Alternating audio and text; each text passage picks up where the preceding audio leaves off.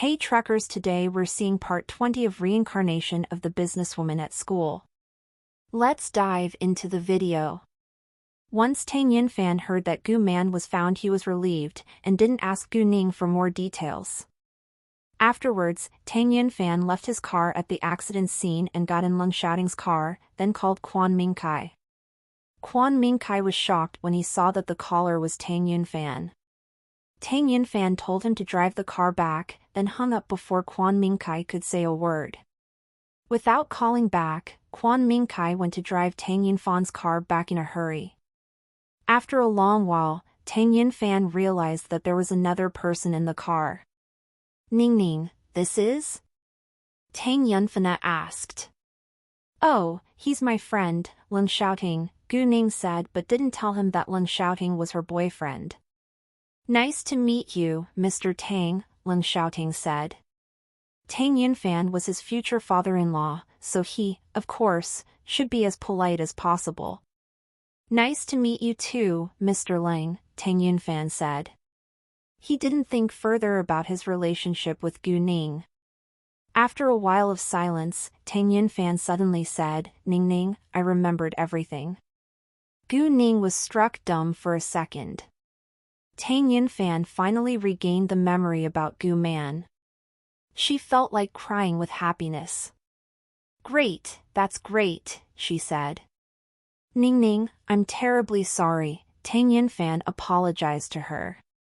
Although he had apologized to Gu Ning before, he had done that as Tang Yinfan, not Gu Ning's biological father.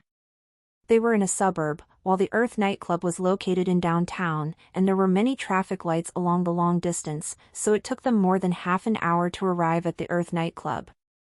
The Kirin gang? Tang Yinfan frowned when they arrived. Yes, several members of the Kirin gang abducted my mother, but they aren't important figures in the gang and just took someone else's money. The head of the Kirin gang and I aren't strangers, and he's willing to help me. Don't worry. My mom is safe, Gu Ning said.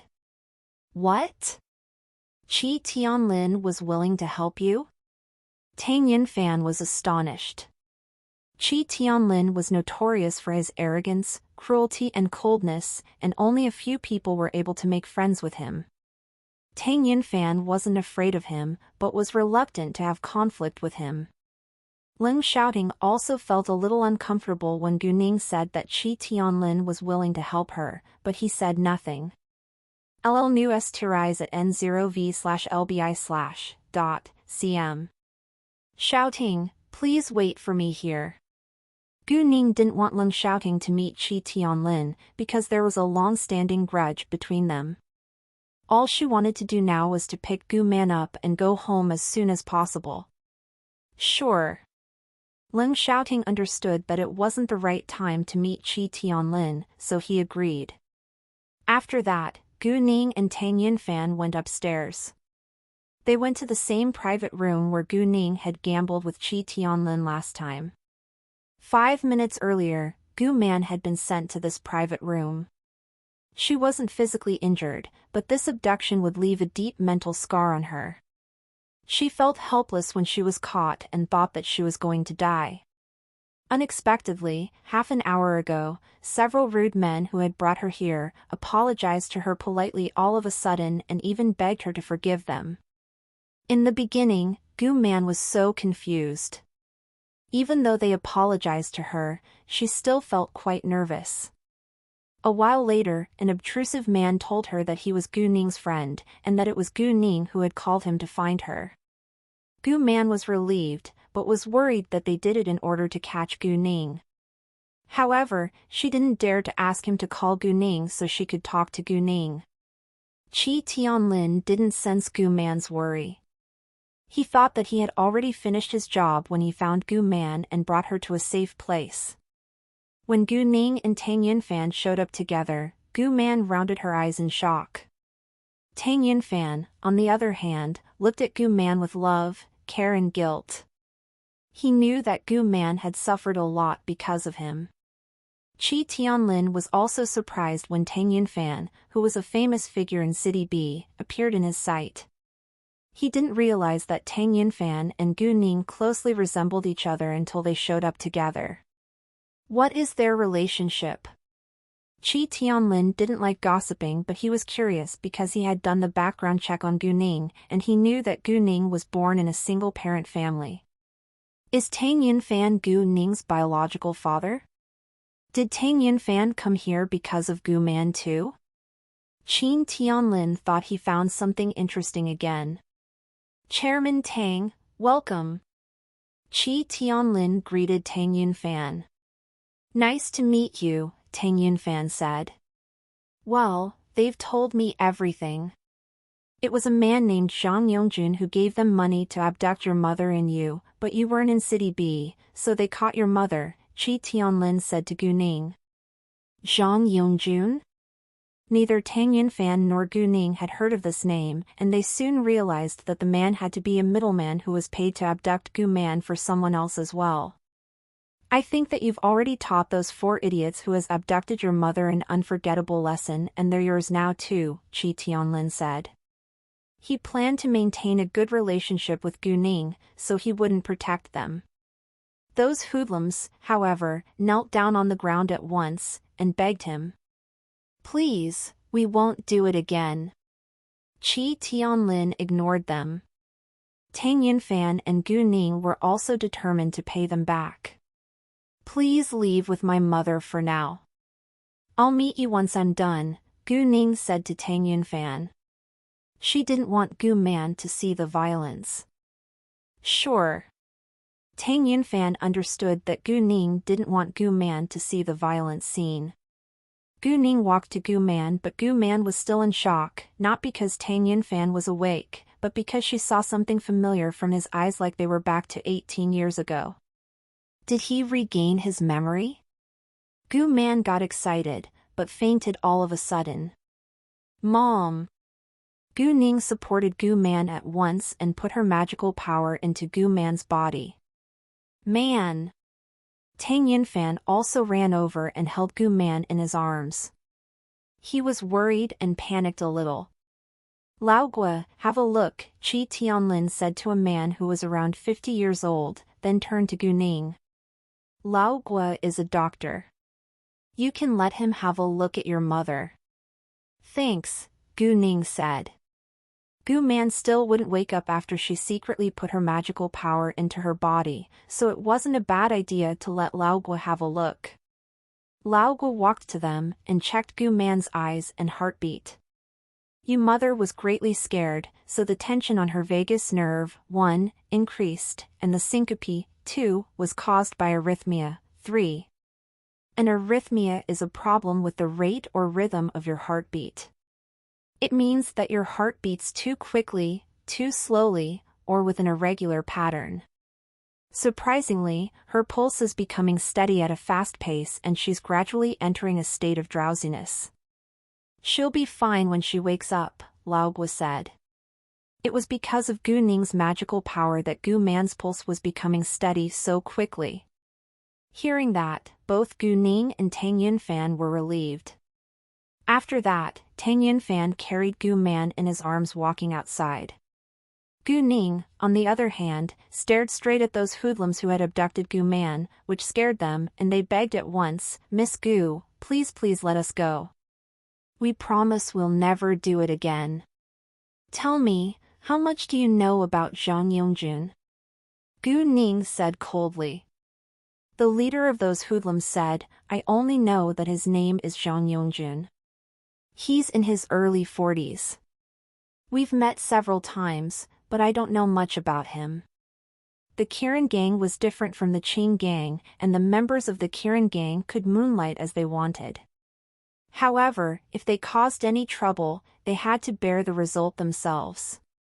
What was the next step after the abduction? Gu Ning asked. He said that we had to abduct you both before calling him, and he'd deal with it later, the leader said. Gu Ning thought for a while. She was curious what the person behind this abduction planned to do next. Great, you can do what he ordered. Call him now, Gu Ning said to the leader of the hoodlums. As for the rest, if you can beat me down, you may leave safely. Gu Ning did what she usually did. If they could beat her in a fight, she would let them go. We can't. Those hoodlums almost cried. Let alone mentioning that Gu Ning was just a young girl, she had a close relationship with Qi Tianlin too, so they didn't dare to hurt her. Do whatever she wants. Qi Tianlin lazily lay on the sofa, like he was watching a show. He understood that it was impossible that they would win. Since Qi Tianlin said that, they had to attack Gu Ning. However, before they could touch Gu Ning, they were violently beaten down on the ground within a few minutes. Except for Qi Tianlin, who remained calm watching it, the others were all astonished. Gu Ning didn't have time to waste on them, so she finished the punishment as soon as possible. Qi, I still need to deal with something else now, so I have to go, but I'll take this man with me, Gu Ning said to Qi Tianlin. Bye, Miss Gu, and I do hope that we can gamble again next time. Normally, Qi Tianlin wouldn't let Gu Ning go like that, but Gu Ning was busy today, so he agreed. Although he had lost last time, he wanted to win a round. As long as you have enough money, why not? Gu Ning said arrogantly. All I have is money, Qi Tianlin said with arrogance too. However, once he said it, he felt that something was wrong. Gu Ning said that on purpose, because it meant that he was doomed to lose. Read lat.stchers on n/v/l.bi.cm. Very well, then I'll come again to take your money the next time, Gu Ning smiled. Qi Tianlin pulled his lips. The leading hoodlum also followed Gu Ning walking out, and he hoped that Gu Ning would let him go after his cooperation. Once Gu Ning left, Lao Guo asked Qi Tianlin, "Is that girl the one who sold you the pills?" Although he asked, he already had the answer in his heart. In fact, Lao Guo admired Gu Ning because her pills were really effective, but he had tried to figure out its formula for a long time in vain. Yes, Qi Tianlin said. Hearing that, Lao Guo thought that Gu Ning couldn't be an ordinary girl. She had magical pills, and was a kung fu master. In addition, she also had a close connection with the Tang family. Although her family name was Gu, and Tang Yinfan's was Tang, he knew that they were related to each other from their faces. When Leng Xiaoting saw Gu Man, who was unconscious, being carried in Tang Yinfan's arms, he was annoyed because he thought that the Kirin gang must have hurt her.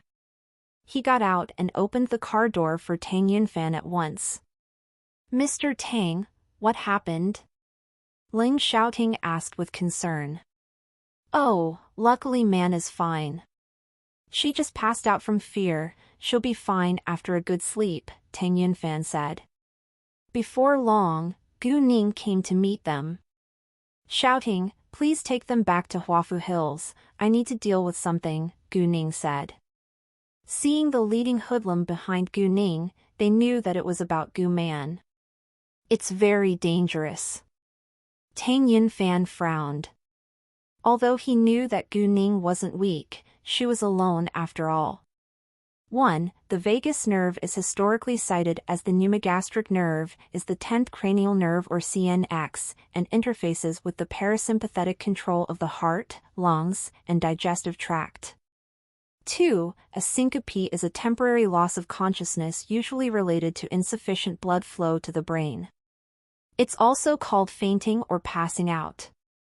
Leng Xiaoting was also worried about Gu Ning, but he chose to trust her. Moreover, once Gu Ning made up her mind, nobody could change her decision. Don't worry. I'll be fine, Gu Ning said. Fine. Tang Yinfan didn't insist. Be careful. I will, Gu Ning said. When Leng Xiaoting drove his car away, Gu Ning got in the leading hoodlum's car, then she called Tang Haifeng and told him that everyone was safe. Hearing that, all the members of the Tang family were relieved. Oh, your Uncle Tang is awake, and he left to search for your mother, Tang Haifeng said. I've met him, and we were just together, Gu Ning said. Great, Tang Haifeng said. Do you know who abducted your mother? All new chapters nnv.bin.com. I'll tell you when I get back, Gu Ning said. Okay, Tang Haifeng said. 20 minutes later, the leading hoodlum brought Gu Ning to a warehouse and called Zhang Yongjun as Gu Ning ordered. A middle-aged man was reading in the study on the second floor of a house. Right at this moment, his phone rang. Seeing the caller's name, the man answered in a hurry. How is it? Hi, we've caught them, Hongfen, the leading hoodlum, said. Very well, I'll be right there, the man said, then hung up. After that, he didn't leave right away, but used another phone to make a call. How is everything going? We're still searching. Great, meet me at the Eastern warehouse in 20 minutes, he said. After that, he walked out of the study going down to a basement. In the basement, there were piles of groceries, but in addition to groceries, there was a man tied to a chair, with two tall bulky men standing by his sides. The middle-aged man looked at the man who was tied to a chair with an evil expression on his face. Zhang Yongjun, you should pay for what you've done today. It turned out that this middle-aged man wasn't Zhang Yongjun, the man who was tied to a chair was. Zhang Yongjun glared at him but couldn't say a word because his mouth was sealed. The middle-aged man looked at Zhang Yongjun struggling, then laughed with pride. Do you want to talk? Well, since you're going to die because of me, I'll let you say your final words, he said, then removed the seal from Zhang Yongjun's mouth. In fact, Zhang Yongjun and the middle-aged man closely resembled each other. Zhang Yongjian, I'm your biological younger brother. How can you do this to me? Zhang Yongjun shouted in anger. Oh, my little younger brother, Zhang Yongjian said with a twisted face, our parents left everything to you, but I'm their older son and I should have taken over everything, not you. What their parents had done left a deep mental scar on Zhang Yongjian's heart, and he was determined to get what belonged to him back. You, Zhang Yongjun was furious. Our parents did that because you're addicted to gambling and you'll lose every coin in a casino. Their properties should be mine, and I can do whatever I want with them. Zhang Yongjian raised his voice. How come our parents' properties are yours? They can give their wealth to anyone they want. Zhang Yongjun shouted. I'm their older son, and their properties should be mine. Zhang Yongjian said. It isn't written down as a law. Zhang Yongjun argued. Although normally the eldest son was the heir of a family's properties, it wasn't written down as a law. Instead, each of the children had the right to inherit their parents' properties. In addition, parents also had the right to choose any one of their children to be the sole heir. Moreover, Zhang Yongjian could have 100,000 yuan as dividends every year. Their family business wasn't very profitable after all, it was just a farm. Their annual income was around 400,000 yuan every year at the most. Zhang Yongjian could have the money without making any effort, but Zhang Yongjun had to run the farm well to gain profits. I don't care. I want their properties. Zhang Yongjian almost roared. Zhang Yongjun was speechless. All right, get him in the car. We need to move now. Zhang Yongjian stopped talking to Zhang Yongjun, then a tall man lifted Zhang Yongjun up, walking out of the basement. 20 minutes later, Zhang Yongjin's group arrived at the Eastern warehouse. Zhang Yongjian didn't tell Hongfen his plan, so he left Zhang Yongjun alone in the car, then walked into the warehouse with two tall bulky men. Zhang Yongjun was tied tightly after all, and he couldn't escape. However, when Zhang Yongjian walked inside, there were only Hongfen and Gu Ning in the warehouse. Besides, Gu Ning, who should be tied to a chair, was sitting on it and seemed relaxed. Hongfen, what's going on here? Zhang Yongjian questioned Hongfen. Hongfen was like a sidekick in front of Gu Ning now. If Gu Ning didn't give an order, he didn't dare to open his mouth. "You're Zhang Yongjun?" Gu Ning asked. Zhang Yongjian ignored Gu Ning but asked Hongfen, "Hongfen, what the hell are you doing?" He realized that Hongfen had betrayed him, but he wanted to know why. Gu Ning didn't mind that Zhang Yongjian had ignored her, then turned to Hongfen. "Tell him." "Well, she's our head's friend." Zhang Yongjian had hired several members of the Kirin gang to abduct a friend of their head which, of course, wouldn't work. Zhang Yongjian had a feeling of sheer panic. "What? She's a friend of the head of the Kirin gang? How is it possible?" Gu Ning sneered, "Mr. Zhang, my mother and I have never harmed you. Why did you want to abduct us?"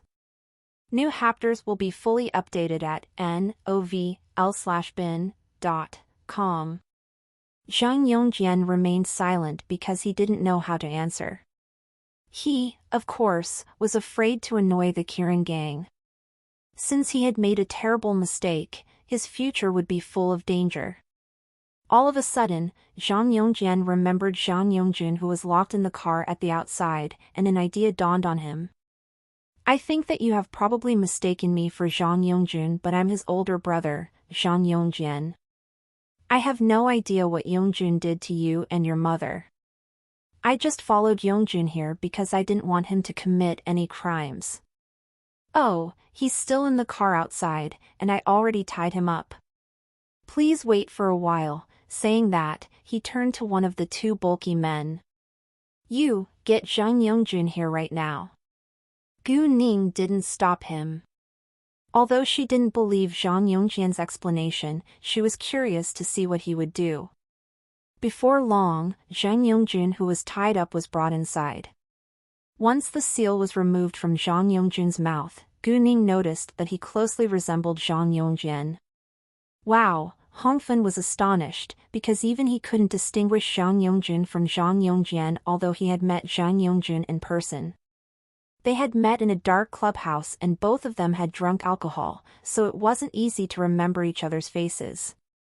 "Zhang Yongjian, what the hell are you doing?" Zhang Yongjun questioned once he was able to talk.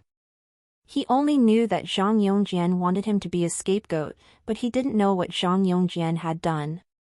"He said that it was you who hired several members of the Kirin gang to abduct my mother and me. Is it true?" Gu Ning asked calmly. In fact, she already saw that Zhang Yongjun knew nothing about the abduction. Gu Ning wasn't dumb. "What? That's insane!" Zhang Yongjun was shocked then was in a rage. "Zhang Yongjian, that's why you want me to be a scapegoat?"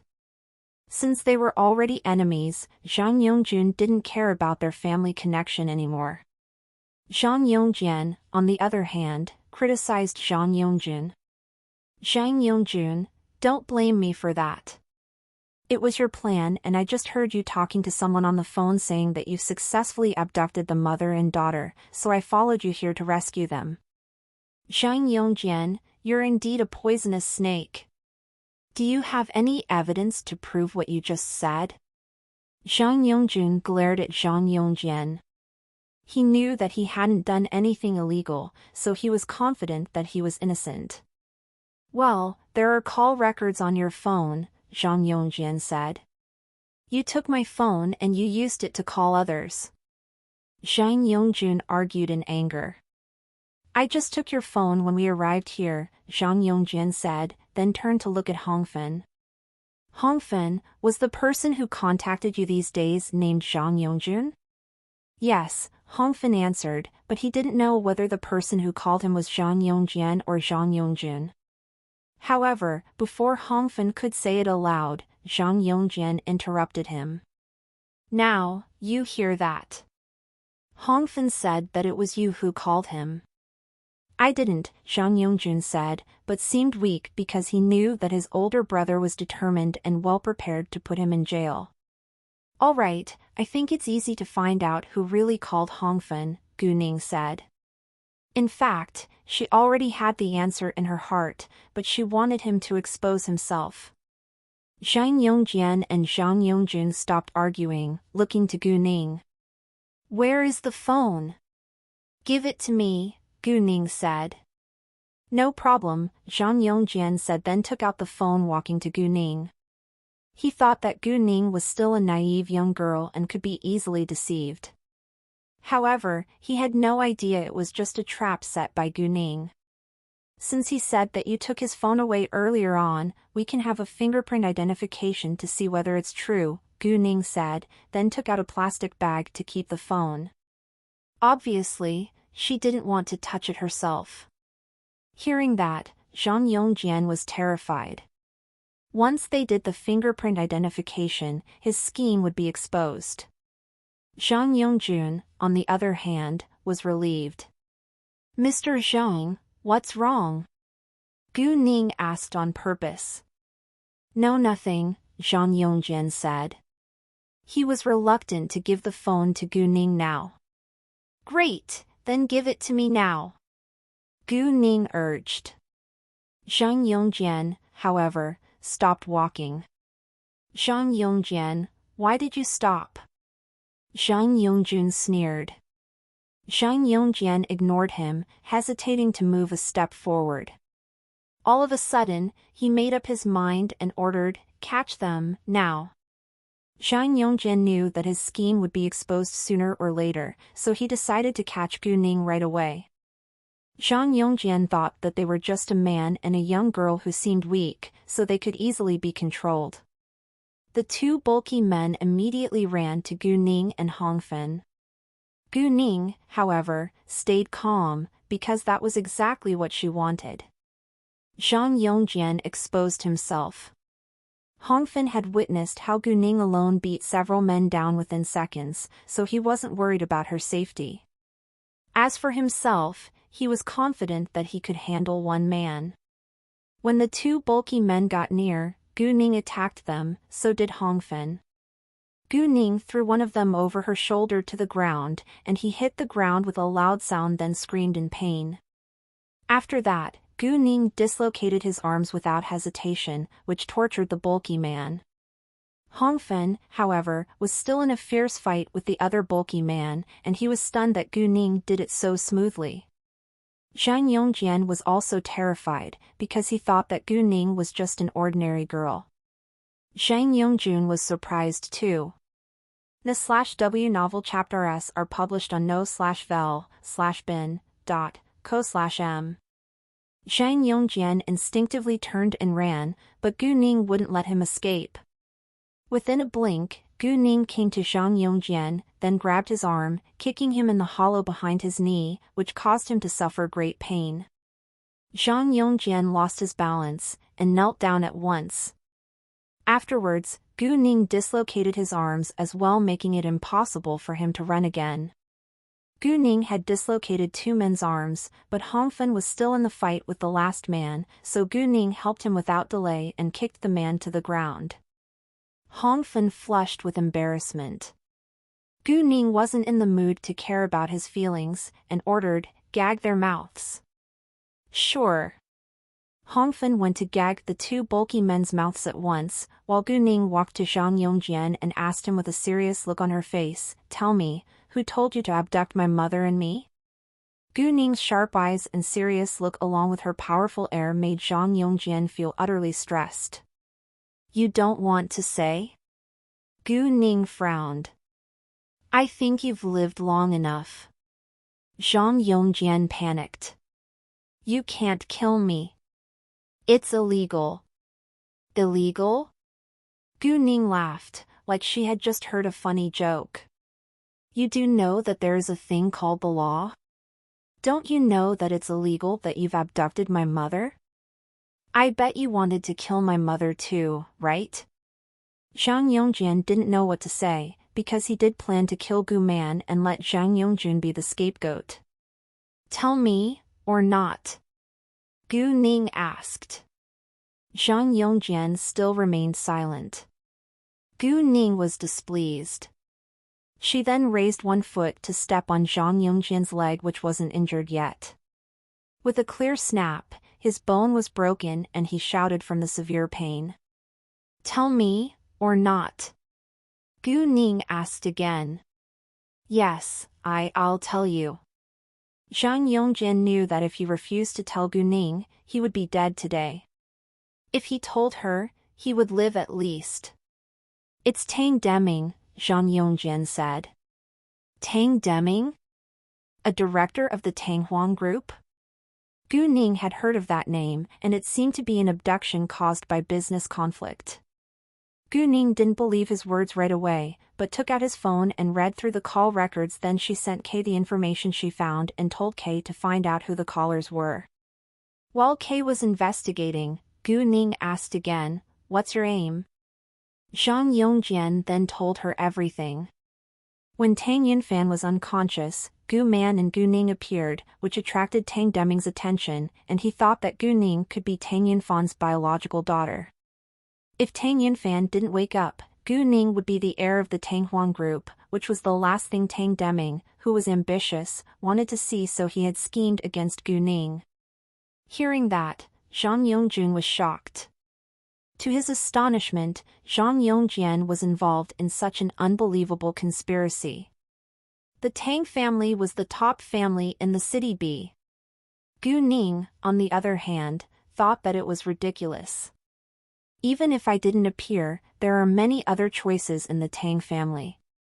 I don't think that Tang Deming, who is merely a member of a branch of the Tang family, can inherit its wealth. He, of course, won't allow anyone to stand in his way," Zhang Yongjian said. "Do you mean that he's going to kill all the members of the Tang family?" Gu Ning was mad. "I don't know the details," Zhang Yongjian said. Before long, Kay had the result. Tang Deming had contacted Zhang Yongjian frequently. It seemed very likely that Tang Deming had planned everything. "Why did you make Zhang Yongjun the scapegoat?"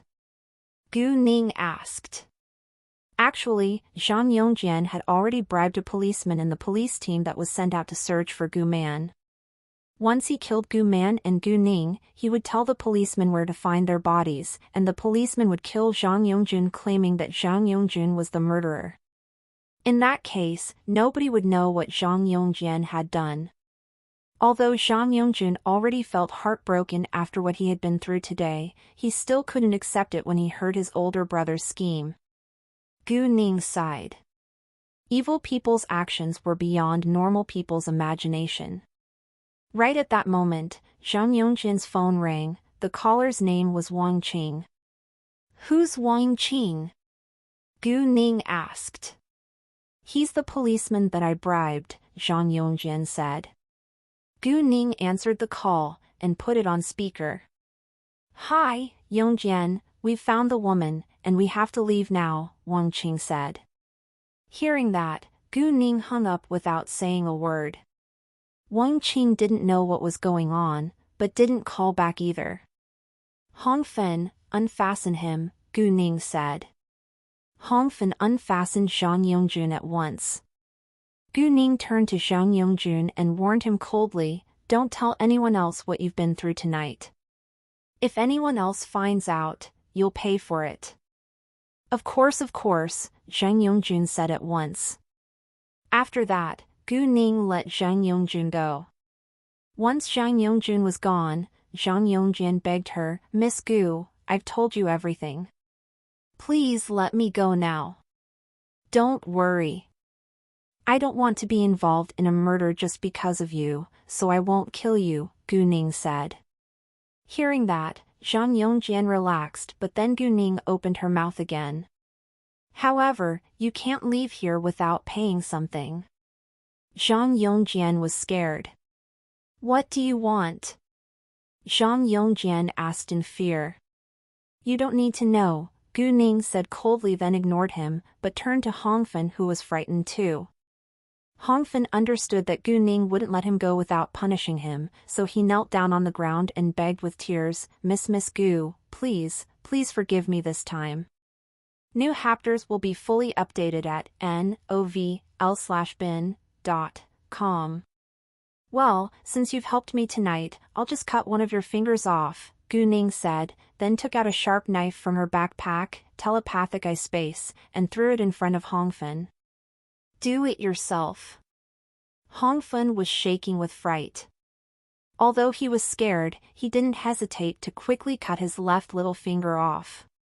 If he cut it slowly, he would suffer a lot more pain.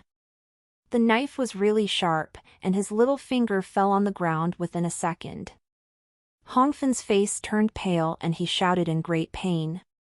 Gu Ning then took out her phone to call Qi Tianlin and told him to help her deal with Zhang Yongjian and the two bulky men. Gu Ning didn't care whether they survived. Afterwards, Gu Ning left, while Hongfen had to tolerate the severe pain and guarded Zhang Yongjian there waiting for other members of the Kirin gang. Before Gu Ning left, she ruined Zhang Yongjian's phone, so Tang Deming couldn't get through to him. Right at that moment, Tang Deming was in Tang Weiyong's place, and he had heard that the police already went back to the police station and their task was done. However, he had no idea whether Gu Man was killed or not. The police did their job according to their leader's orders, and their leader wouldn't explain everything to them. Seeing that the police were already back to the police station, and Zhang Yongjian still hadn't reported to him, Tang Deming called him impatiently. Tang Deming, of course, wouldn't use his own phone to call Zhang Yongjian, but used others' phone numbers in order to protect himself. Nevertheless, he still couldn't get through to Zhang Yongjian no matter how many calls he made. Tang Deming and Tang Weiyong were getting anxious.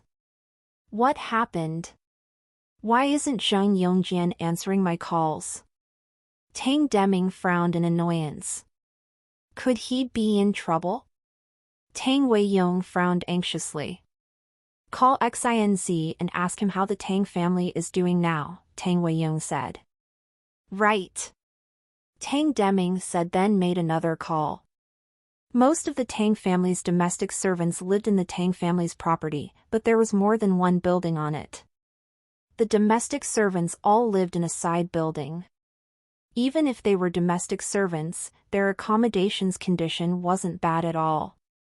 For ordinary domestic servants shared a room, and each of the management personnel could have a room alone. All the staff had a break of 2 days every week, but they had to rest in shifts. Normally, they were off duty at 8 p.m.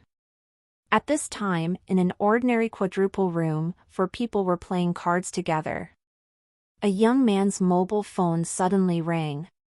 When he saw the caller ID, he made an excuse before he hurriedly got up, walking outside. Hi, he said carefully when nobody was around. XINZ, how is the Tang family now? There was a voice from the phone that wasn't a male's or a female's. It was obvious that the person used a voice changer. I'm not on duty in the front yard today, so I don't know. Only when the people who are on duty return later will I get some information, XINZ said because he couldn't go to the front yard if he wasn't on duty. Domestic servants gossiped a lot, so they would spread any news by word of mouth. However, they had signed confidentiality agreements with the Tang family, so nobody was allowed to spread any news to the outside. Fine, call me if you get any information. Sure, XINZ said then hung up.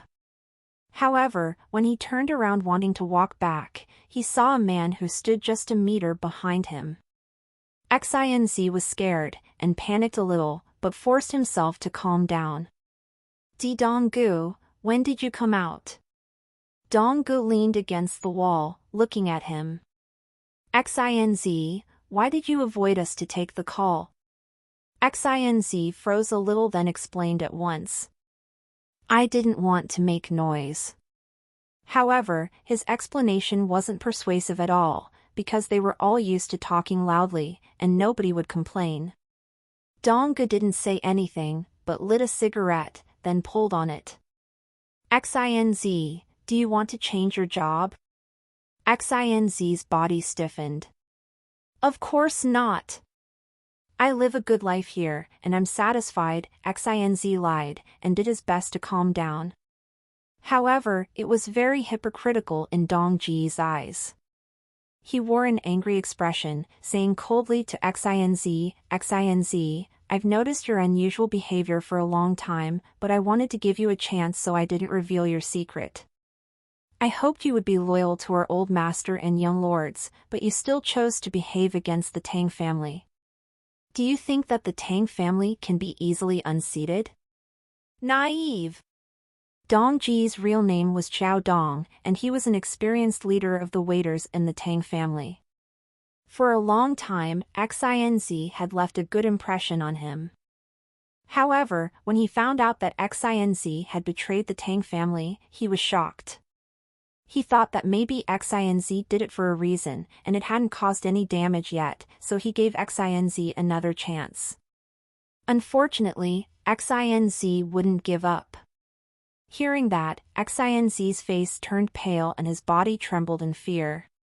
To his astonishment, Donggu knew everything he had done. He thought that nobody found out what he was doing, but actually it was Donggu who covered his secret for him. Donggu, XINZ wanted to say something, but didn't know what to say. XINZ, you can't bear the result if the Tang family is mad. Do you think that they will help you if this scheme is exposed? If you don't want to ruin your life, I think that you better stop what you're doing right now, and be honest with Master Tang. Since you haven't caused any damage yet, Master Tang will just chase you away and won't ruin your life. However, if the scheme is exposed, you could die. I won't hide this for you forever, because I'll be punished too if I do, Chao Dong said seriously. But XINZ was terrified, but didn't agree right away. Instead, he hesitated to say something aloud. XINZ, do you have any difficulties in your life? Chao Dong thought that XINZ must have been forced to do it.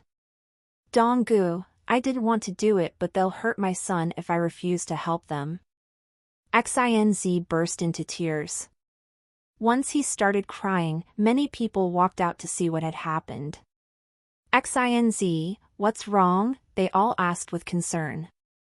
Nothing, he just received his wife's call, and he misses his family so much that he lost control of his emotions, Chao Dong explained at once. He didn't want others to know. XINZ felt quite grateful that Chao Dong helped him, but he still hesitated to confess that he had betrayed the Tang family. Everyone felt for XINZ, and they also missed their families. However, they had to leave home to make money. In the Tang family, they were treated well and paid higher than their peers, so they could accept this kind of closed work, and only went back home twice a week. Don't worry.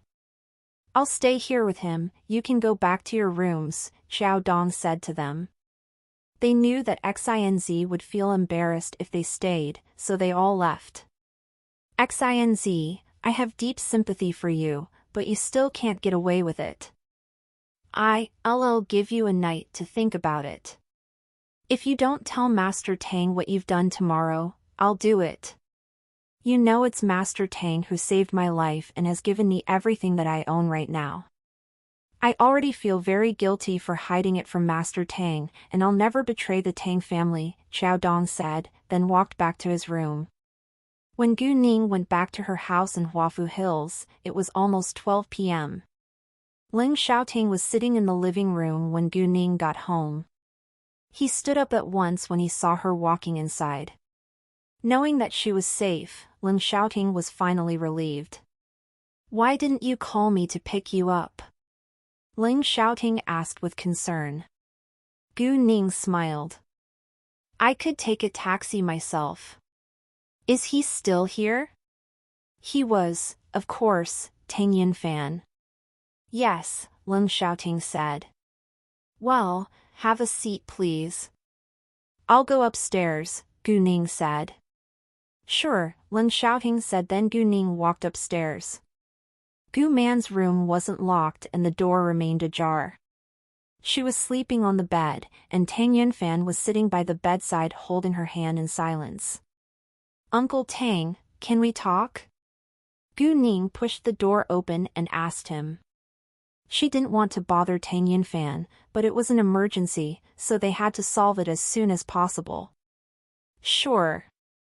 Tang Yunfan understood that it had to be something about Gu Man, so he followed Gu Ning, walking to the study. After Gu Ning told him what Zhang Yongjian had done, Tang Yunfan was furious. Damn it! How dare they do that to you? Even Gu Ning felt a little scared by Tang Yunfan's anger. Although we have many enemies, I think it's very likely that Tang Deming has schemed against us, Tang Yunfan said. However, I don't think that he could do it alone. There must be someone else behind him. The person is very cunning and even I have no idea who he or she is. This car accident could also be a part of their scheme. Hearing that, Gu Ning was mad too. A scheme? She used to think that it was just an accident. Tang Yunfan added, I'm the only person in the Tang family who can run the business well. My father is too old to do it while Jiayang is too young, so they took action the moment I fell into a coma. If so, we can seize this chance and find out who the person behind the scene is, Gu Ning said. Hearing that, Tang Yunfan immediately understood Gu Ning's meaning. Do you mean I can pretend that I'm still unconscious, and turn their trick to our use? Yes, Gu Ning replied. Tang Yunfan agreed too. Luckily, it is already dark outside. I think you better go back to the Tang family's house now and keep lying on the bed. I'll bring my mom to visit you tomorrow, Gu Ning said. Although Tang Yunfan was unwilling to leave, he had to do it because they were going to catch their enemy tomorrow. When Gu Ning walked Tang Yunfan to the living room, Tang Yunfan was surprised that Leng Xiaoting had stayed. Although Tang Yunfan felt that it was a little inappropriate that Leng Xiaoting stayed at Gu Ning's place when it was already 12 p.m., he didn't think further because Leng Xiaoting had helped them search for Gu Man today. Xiaoting, would you mind sending Uncle Tang back to the Tang family's house? Gu Ning said. Of course not, Leng Xiaoting said standing up. Thanks, Tang Yunfan said politely. My pleasure, Leng Xiaoting said. You updates tnvel/buy.com. After that, Leng Xiaoting drove Tang Yunfan home. On the way, they seldom talked, because Tang Yunfan was still thinking about what had happened today. He had no idea that Leng Xiaoting was Gu Ning's boyfriend. If he had known, he would have talked to him to get familiar with him. After a while, Tang Yunfan received Tang Haifeng's call, and Tang Yunfan told Tang Haifeng that he would be back soon. Therefore, Tang Haifeng decided to wait for him. Leng Xiaoting left right after Tang Yunfan arrived at the Tang family's house. Tang Haifeng had warned everyone not to tell anyone else that Tang Yunfan was awake now, otherwise, they would be punished. The Tang family was in danger now, so they had to be very careful and stay alert. Xiao Dong only knew that XINZ had leaked the news that Tang Yunfan had been unconscious for many days, but he didn't know why Gu Man was abducted this time, so he had no idea whether XINZ had something to do with the abduction. In the living room, Tang Haifeng, Tang Yunhang and his wife, Chao Ruihua and his wife, as well as Chao Wenjun and Chao Wenxin were all waiting for Tang Yunfan. How is it? Tang Haifeng asked in a hurry when Tang Yunfan was back. Let's go to the study, Tang Yunfan said, then walked upstairs. Only Chao Wenjun and Chao Wenxin were left in the living room, while the others all followed Tang Yunfan walking upstairs. Tang Yunfan then told them everything, and they weren't surprised that Tang Deming had schemed against them because they always knew that he was ambitious. However, they were all in a rage. Normally, the members of the Tang family were polite and kind, but they wouldn't hesitate to get revenge on their enemies once someone dared hurt them. As for Tang Yunfan's plan that he would pretend to be unconscious to catch the person behind the scheme, they all agreed. I wonder who leaked the information, we still couldn't find out after so many days. Tang Yunrong was mad. Since when has the Tang family become so vulnerable? How come we haven't caught the person who betrayed us? Tang Yunfan frowned in annoyance. Actually, it was Xiao Dong who kept it a secret on purpose. When Leng Xiaoting left the Tang family's house, he drove back to Huafu Hills. Gu Ning told Leng Xiaoting to stay in the house tonight, but they couldn't share the same room. Leng Xiaoting understood that she wasn't in a good mood after what she had been through today, so he went to sleep in the guest room. That night, many people couldn't sleep. Gu Ning couldn't sleep because Gu Man had been abducted. Although Gu Man was back safely, it would leave a deep scar on her heart. Gu Ning was determined to find out who the person behind Tang Deming's back was, and torture them to the best of her ability. Leng Xiaoting couldn't sleep because he was worried about Gu Ning. Members of the Tang family couldn't sleep because their family and family business was still in danger. Xinz couldn't sleep because he didn't know whether he should confess to betraying the Tang family, because he was afraid that his son would be killed. Tang Deming and Tang Weiyong also couldn't sleep because they failed to get through to Zhang Yongjian or Xinz, and had no idea how their scheme progressed. The next day, Gu Man woke up around 7 a.m., Leng Xiaoting and Gu Ning were already preparing the breakfast. Gu Man stayed in bed for nearly half an hour before she got up. After what she had been through yesterday, Gu Man was still a little frightened, but she still felt pleased that Tang Yunfan was awake now. Since Tang Yunfan was already awake, should she go to the Tang family's house again? Gu Man was also curious whether Tang Yunfan had regained his memory about her. Gu Man had no idea what she should do now. When she walked downstairs, she was surprised to see Leng Xiaoting. "Hi, good morning." Leng Xiaoting greeted her. "Xiaoting, why are you here?" Gu Man asked. "Oh, it was too late last night, so I told Xiaoting to stay here," Gu Ning explained before Leng Xiaoting opened his mouth. Hearing that, Gu Man didn't think further but thanked Leng Xiaoting. "Xiaoting, thank you for everything you've done for us." "You're welcome. Actually, it's Ningning's friend who found you," Leng Xiaoting said. "Well, you did help us a lot," Gu Man said to comfort him. "All right, let's have breakfast now." "We'll go to the Tang family's house later," Gu Ning said. "Do we need to go there again?" It wasn't because Gu Man was unwilling to do so, but she didn't understand why they would go to the Tang family's house again since Tang Yunfan was already awake now. "Well, it's a little complicated.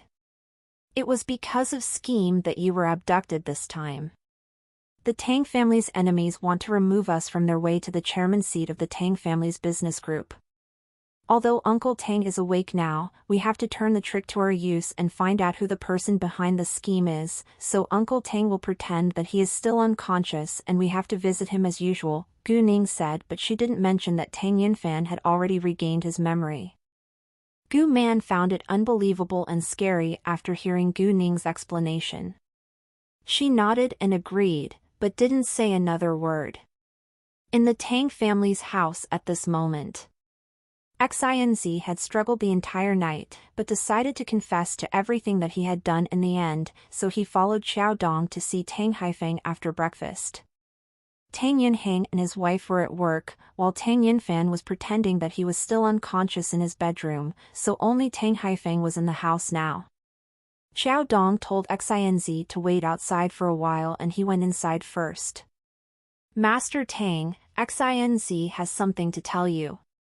"Tell him to come in," Tang Haifeng said, and didn't think further.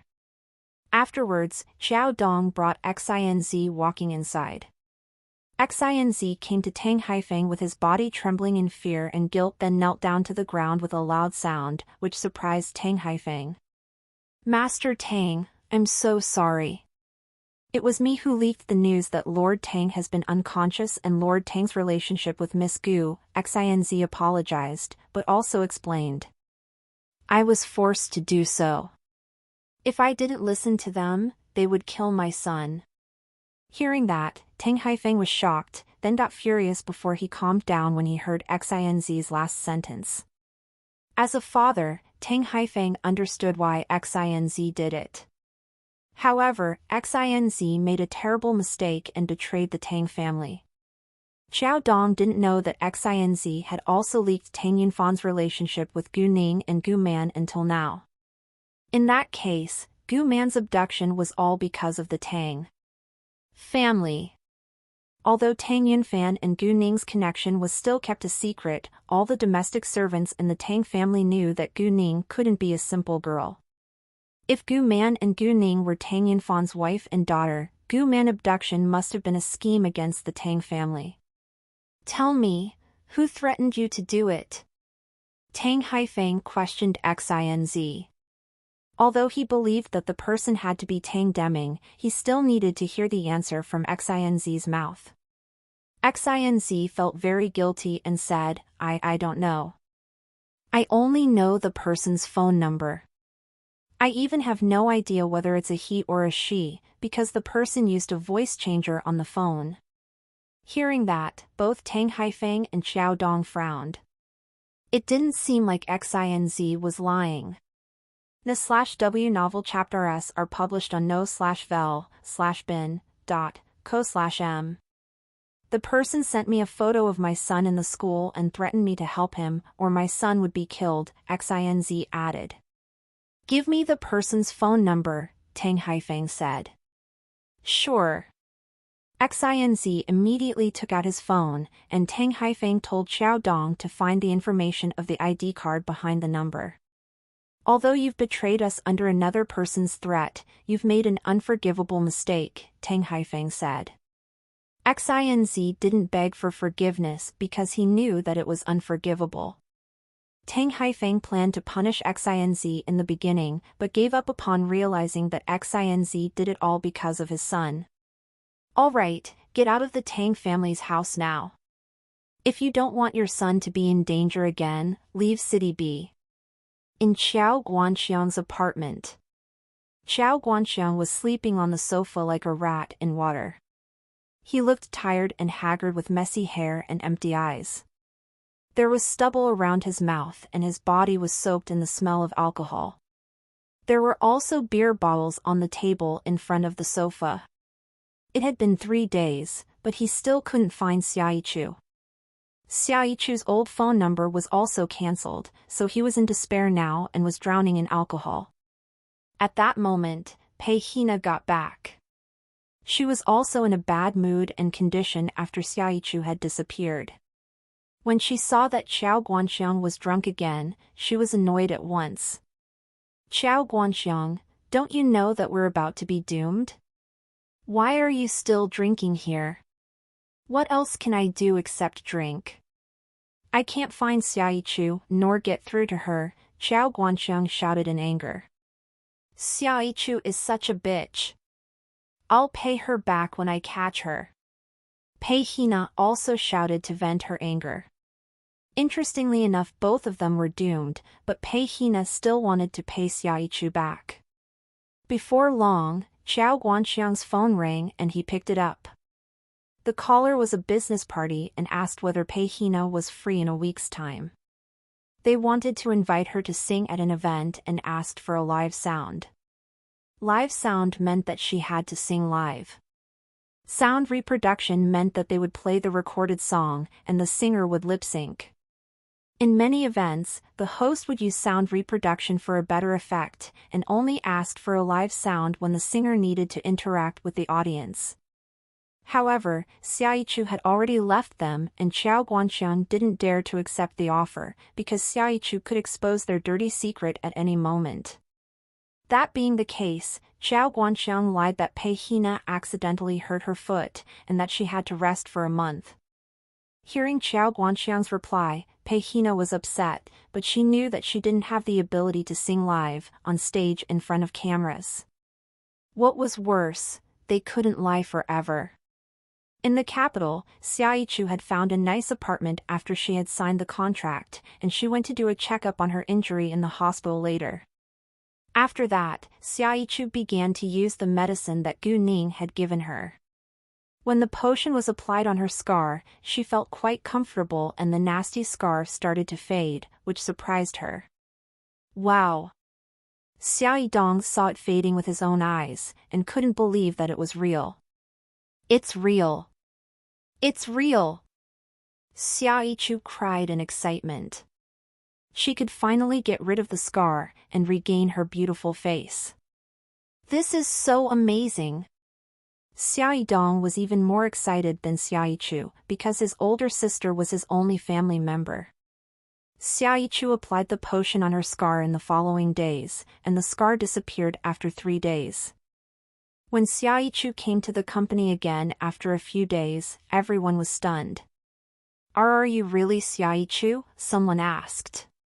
In fact, a scar couldn't affect a person's overall facial features, so others still recognized Xiao Yichu at first glance, but the scar disappeared too fast, which was beyond belief. Are you Xiao Yichu's twin sister? Another person asked. Xiao Yichu was amused. I'm Xiao Yichu. Hearing that, everyone was surprised again. Did you have plastic surgery? Someone asked. However, it wasn't very likely, because it took at least a few months to recover from plastic surgery, but Xiao Yichu became beautiful after just 3 days. I didn't, Xiao Yichu said. Xiao Yichu understood that they were all surprised, but she wouldn't tell them the real reason without Gu Ning's permission, so she made an excuse to meet Lu Xiao in his office. When Lu Xiao saw Xiao Yichu, he was stunned as well. It was unreasonable that she couldn't be popular with such a beautiful face and outstanding singing voice. Did you have plastic surgery? Lu Xiao asked the same question. No, I used the potion boss gave me, Xiao Yichu said. There was no need for her to hide it from Lu Xiao. Really? Lu Xiao was more curious about Gu Ning now. He hadn't met her yet, but he believed that she couldn't be a simple girl. In addition, Gu Ning was able to become Lin Xiaoting's girlfriend, which was a miracle in Lu Xiao's eyes. All of a sudden, Lu Xiao asked with curiosity, by the way, how much do you know about our boss? Not much. I just met her once, and it was actually a big gamble for me to leave City B for the capital and work for Fanghua Entertainment, Xiao Yichu said. She felt very lucky to have met Gu Ning and changed her future. Lu Xiao, of course, was very clear about what Xiao Yichu had been through, because he needed to deal with Qiao Guanxiang for her as her leader. Is she gorgeous? Lu Xiao asked again. He thought that Lin Xiaoting was extraordinarily handsome, so Gu Ning had to be a beauty too. Xiao Yichu, however, was surprised that Lu Xiao had never met Gu Ning before. Seeing Xiao Yichu being so surprised, Lu Xiao explained. I didn't meet our boss, because it was our boss's boyfriend who assigned me this task to manage this company for the time being. When I successfully help our boss train another person to be a qualified manager, my task is fulfilled. After that, he said, don't tell anyone about that. Keep it a secret. Sure, I won't, Xiao Yichu said at once. Oh, your agent is already here. Although you're a good singer, you still need to work hard and make progress in the future. Since you've never been on the stage before, you have to learn more skills for that. Don't worry, we'll arrange comprehensive classes for you before your debut, Lu Xiao said. Find updates on n/v/elbin.co/m. Thanks, Manager Lu, Xiao Yichu said.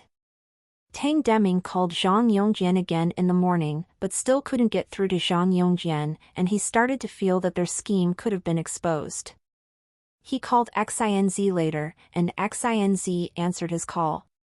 They found Gu Man yesterday, but Gu Man didn't go back to the Tang family's house, so I don't know the details, XINZ said. Tang Haifeng allowed him to say that, because it would arouse suspicion if XINZ didn't answer the call and XINZ's son would get hurt. Hearing that, Tang Deming believed XINZ. When XINZ left the Tang family's house, he called his wife and told her to not send their son to school today, and that they would be going back to their hometown. When Gu Ning was about to set off for the Tang family's house, Lin Xiaoting told Gu Ning that he had to leave. In fact, Lin Xiaoting had received a call early in the morning, but he didn't leave until he had shared breakfast with them. Gu Ning understood that Lin Xiaoting was assigned a task, and that he had to leave to fulfill it. Gu Ning and Gu Man then walked Lin Xiaoting to the door after breakfast, and Lin Xiaoting left Gu Ning unwillingly. In the beginning, Gu Man didn't believe that Gu Ning already had a boyfriend at such a young age, but she changed her mind when she noticed Leng Xiaoting looking tenderly at Gu Ning. If they were just common friends, he wouldn't be so unwilling to leave her. Therefore, once Leng Xiaoting was gone, Gu Man asked Gu Ning seriously, "Ning Ning, are you sure Xiaoting is just your friend?" Every mother cared about her daughters' ionship, because young girls could be easily deceived by men when they were in love. Although Leng Xiaoting had left a good impression on Gu Man and they had gotten along well during the past few days, Gu Man still knew very little about him. Most importantly, Gu Ning was very young and Gu Man was worried about her safety. Gu Ning was struck dumb for a second, then said, "Mom, since you already have doubts, I don't want to lie to you. Xiaoting is my boyfriend and we love each other very much. We're not just playing. I think he's my Mr. Right and both of us hope that we can get married someday in the future. Because I'm underage, we can't get married right now, and he wants to be engaged with me first. Mom, I care about your feelings, so I didn't tell you," Gu Ning added. Although Gu Man already had the answer, she was still surprised when Gu Ning admitted it. After a while of silence, Gu Man asked with worry, "Are you sure he's willing to marry you? Can he wait for so many years?" "Mom, I understand that you're afraid that I'll be hurt, but I believe that Xiaoting won't do that. His parents passed away when he was just a kid, so he became very cold to others in order to protect himself. People around him all believed that he would live his life alone and die alone, but everything has changed ever since he met me. He treats me very well, and I feel like I'm the happiest person in this world," Gu Ning said with sincerity. "Even if we can't get married in the future, I won't regret. Anyway, very few people can actually marry their first love." Hearing that, Gu Man had a deep sympathy for Leng Xiaoting. Actually, Gu Man was worried not because she didn't like Leng Xiaoting, but because she thought that Gu Ning was too young and it wasn't realistic. If they could get married in the future and live a happy life afterwards, Gu Man would, of course, be happy for them. All a mother wanted was for her daughter to live a happy life. Nevertheless, Gu Man also agreed with Gu Ning that few people could marry their first love. If Gu Ning and Leng Xiaoting couldn't be together forever, it was normal. Gu Man didn't say anything further, which meant that she accepted it. Afterwards, they went to the Tang family's house together. Tang Haifeng was talking with Zhao Yiru when they arrived. It was Zhao Yiru who had told them that Tang Yunfan had stayed unconscious because of his obsession, so Tang Haifeng, of course, had to tell him that Tang Yunfan was awake now. Zhao Yiru wasn't very surprised when he heard that Tang Yunfan was awake now, because he knew that he was right. "Yiru, thank you so much for your help," Tang Haifeng said gratefully. "My pleasure," Zhao Yiru said. They had known each other for dozens of years, and he was more than willing to help Tang Haifeng. If Tang Haifeng didn't trust him, he wouldn't have known that Tang Yunfan had been unconscious for many days. There were many enemies of the Tang family in City B, but the Tang family also had many allies. However, Tang Haifeng didn't tell any of them because it was highly confidential. "Oh, I heard that your family encountered trouble yesterday. How is it now?" Zhao Yiru asked with concern.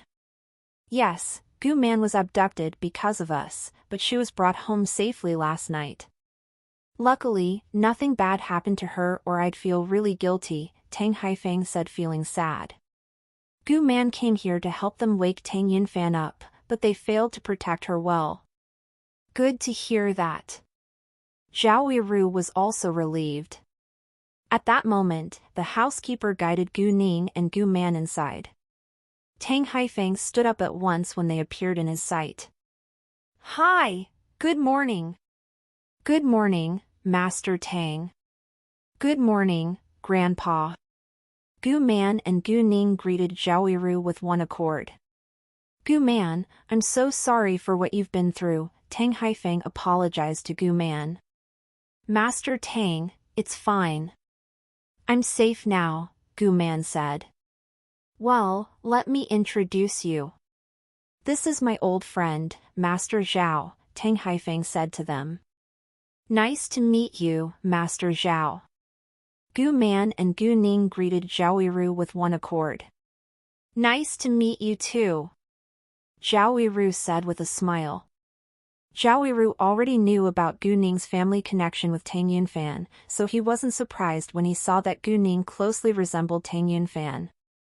Tang Yunfan noticed Gu Man coming from the widow on the second floor, and he was eager to meet her downstairs. However, he had to stay in the room in case there were more of Tang Deming's helpers in the Tang family's house. Fortunately, Gu Ning soon brought Gu Man upstairs.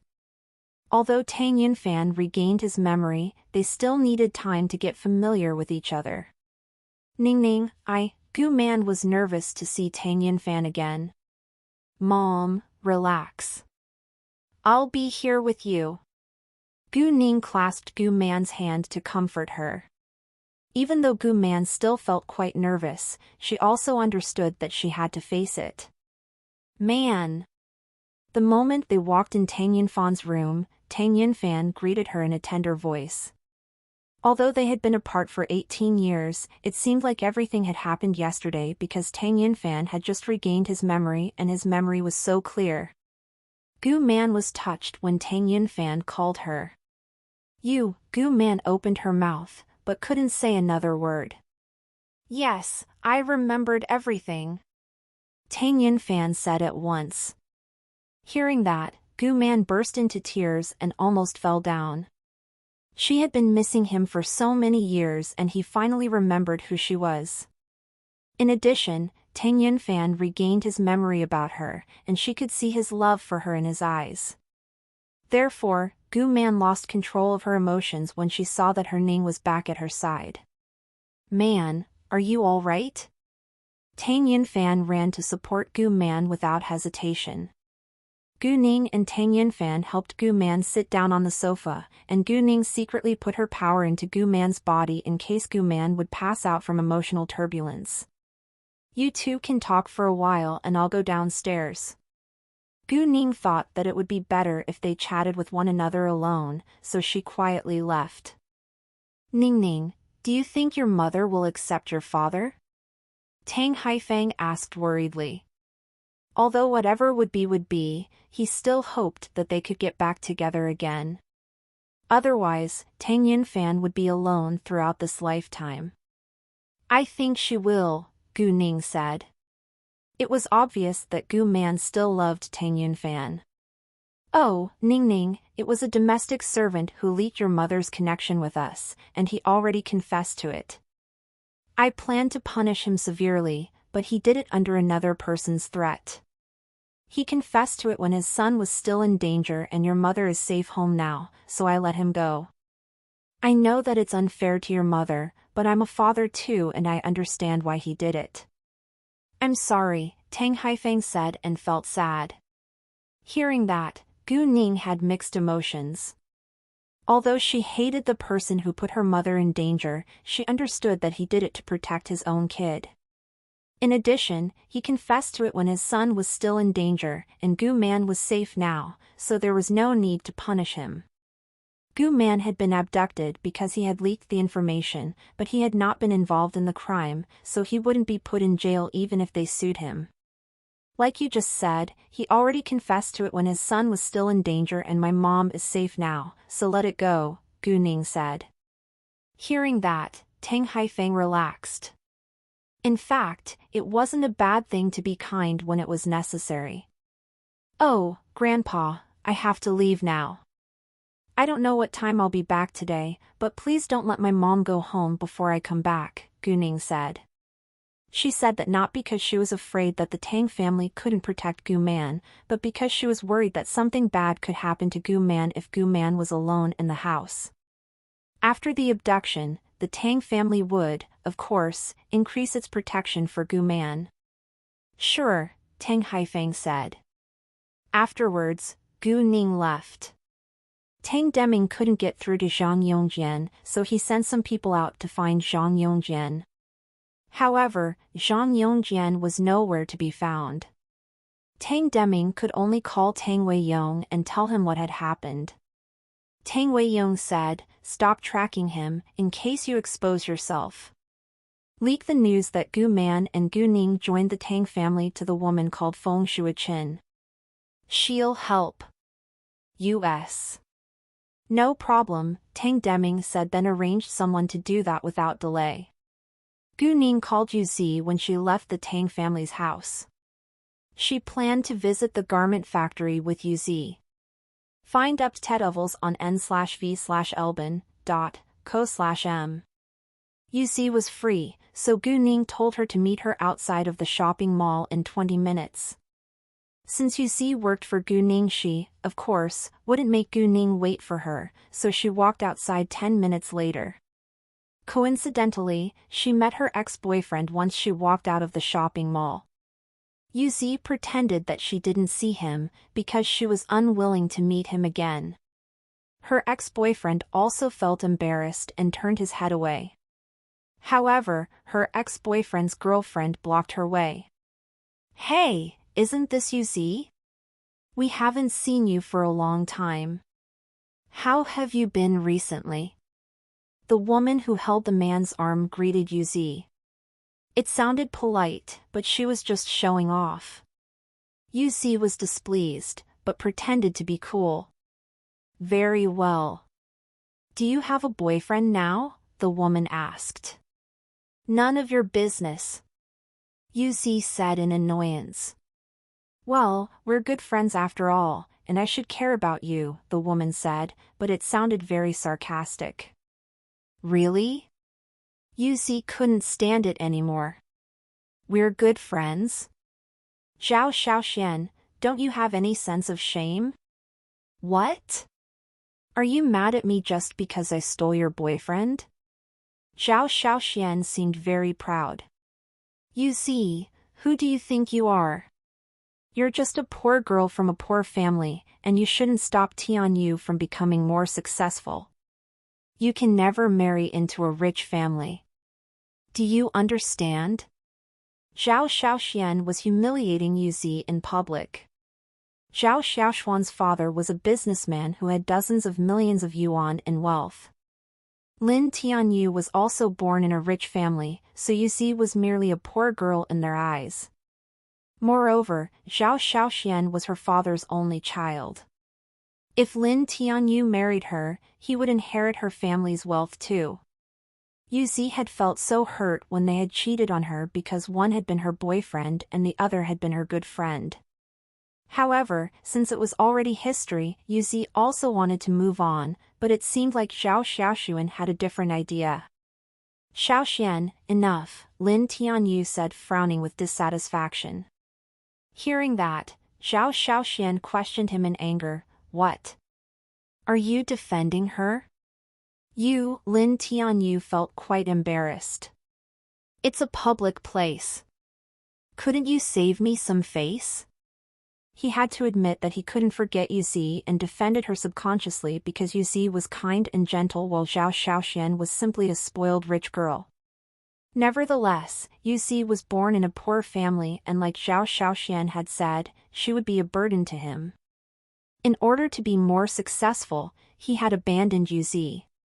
In fact, he had tried to sleep with Zhao Xiaoxian in order to be her boyfriend.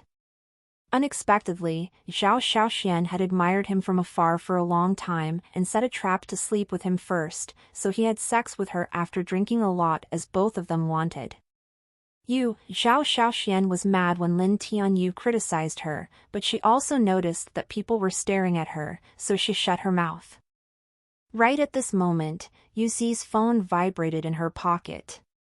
She took it out and saw a new message sent by Gu Ning. "Gu Ning, show them a proud back. I'm sitting in a white Lamborghini at the roadside. Get in." After reading the message, Yu Zi immediately looked at the roadside, and there was indeed a white Lamborghini. She was astonished that her boss was that rich. Afterwards, Yu Zi did what Gu Ning told her in the message. She looked at them with her back straightened up and said with pride, "Sorry, I gotta go now." Then she turned around without hesitation, walking to the roadside. Right before their eyes, she got in the Lamborghini, which was worth over 10 million yuan. Lin Tianyu and Zhao Xiaoxian were totally shocked. Since when did Yuzi get to know someone who's that rich? Zhao Xiaoxian couldn't believe her eyes and said with strong jealousy. Although she wasn't familiar with cars, the white Lamborghini was obviously a luxurious car. Yuzi was merely a poor girl, so how could she get to know someone who was that rich? She must have found herself a sugar daddy. I thought that she is an independent girl, but it turns out that she's a gold digger. Zhao Xiaoxian said in a malicious tone, even though she actually felt quite jealous of Yuzi because she really wanted to have a super rich boyfriend. Without a doubt, Zhao Xiaoxian was really a girl without moral standards, because she not only stole her good friend's boyfriend, but wouldn't hesitate to sell her body for money either. Lin Tianyu was also displeased. Yuzi was his ex-girlfriend, but he was still annoyed that Yuzi, whom he had despised, now had a boyfriend who was much richer than him. Zhao Xiaoxian wasn't familiar with cars, but he was, and he knew at first glance that the Lamborghini was a limited edition which cost at least 10 million yuan. 10 million yuan was half of his family's wealth. Let alone a Lamborghini, he couldn't afford a car which cost over 1 million yuan, and the car he was driving now was only worth 400,000 yuan. What Yuzi just did was like a slap across his face. Seeing Lin Tianyu and Zhao Xiaoxian being shocked, Yuzi felt satisfied. She didn't care what they thought of her. "Do you have a car?" Gu Ning asked Yuzi. "Not yet," Yuzi replied. "Do you have a driver's license?" Gu Ning asked. "Yes, but I seldom drive, so I'm not a good driver," Yuzi said. "Each of the senior management in my company can have a car under my name. You can go to choose a car that you like which costs less than 1 million yuan when you're free, and I'll buy it for you," Gu Ning said. As long as Yuzi worked in Gu Ning's company as a member of the senior management, she could have an exclusive car. However, once she left the company or was demoted, she would lose the right to use the car.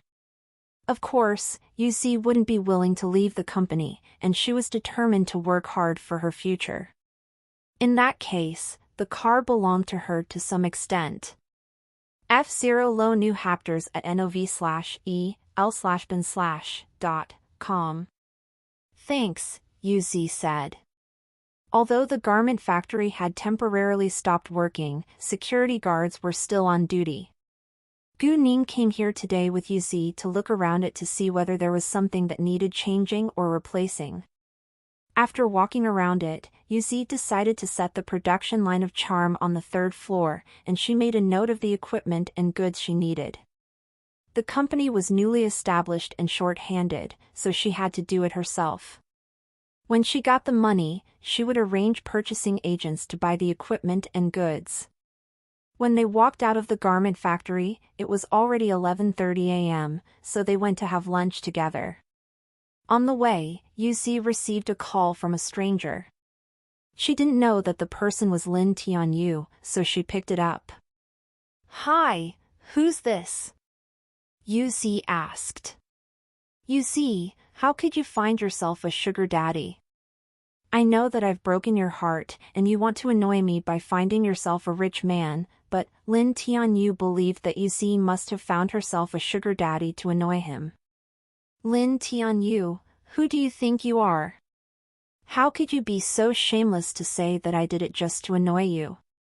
Yuzi was so mad that she interrupted him before hanging up on him. Yuzi was mad not because Lin Tianyu slandered her but because Lin Tianyu was so self-centered, which was totally unacceptable in her eyes. When Lin Tianyu called her again, Yuzi refused to answer it. "I'm sorry," Yuzi apologized to Gu Ning when she realized that she had just shouted right beside Gu Ning. Although Gu Ning was very kind, she had to be respectful. "It's fine. The best way to beat your enemy is to live a better life. I believe that you can do it," Gu Ning said to comfort her. "Thanks, I will," Yuzi said with determination.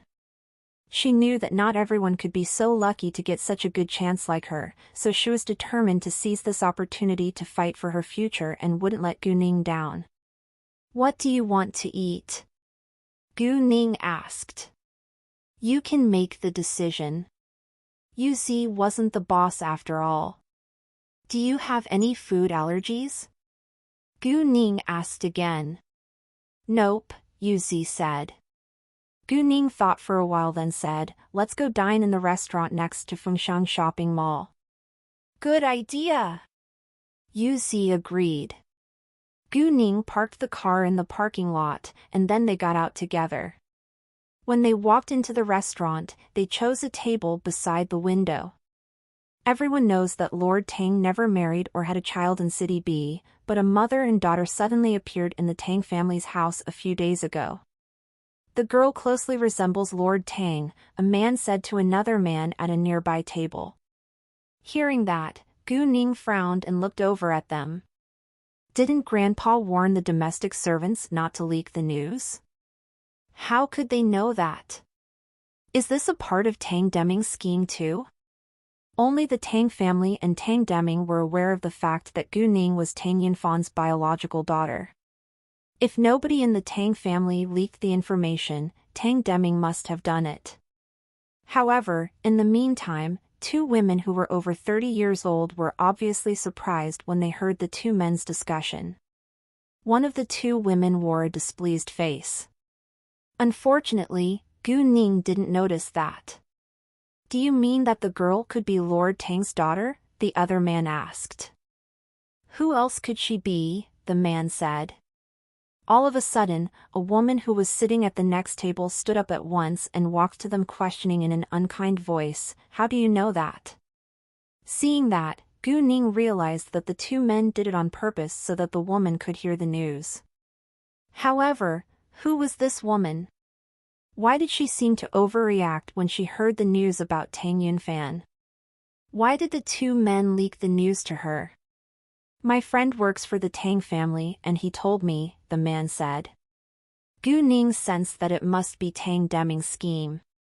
Hearing that, the woman seemed more upset, but she didn't ask further before she walked back to her seat. "Shui Qin, could it be fake news? If the girl is really Tang Yinfan's daughter, why has nobody heard of her during so many years? Why did she suddenly appear?" another woman said and remained doubtful.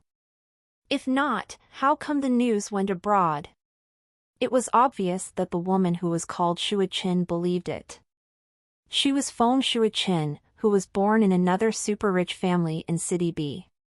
When Master Tang's wife was still alive, she was a good friend with Feng Shui Qin's mother. In her early years, she often joked about setting Feng Shui Qin and Tang Yunfan up, so Feng Shui Qin bore it in mind. When Feng Shui Qin was young, she always claimed that she was Tang Yunfan's fiancé. However, Tang Yunfan kept a distance away from her, and never mentioned marrying her. After a long time, she still couldn't marry into the Tang family, so she stopped claiming that she was Tang Yunfan's fiancé. Nevertheless, Feng Shui Qin was reluctant to give up. Even though she couldn't win Tang Yunfan's heart, she wouldn't leave him alone, and remained single till now when she was 36 years old. During the past years, if any woman dared approach Tang Yunfan, she would interfere in his personal affairs. If the woman didn't aim to sleep with Tang Yunfan, she wouldn't punish the woman severely, but if the woman aimed to sleep with Tang Yunfan or even to be his girlfriend, she would do everything to ruin the woman. Feng Shui Qin's love for Tang Yunfan was very twisted, so she was furious and almost lost control of herself when she heard that Tang Yunfan had a woman and a daughter in secret. "If I can't get him, nobody can."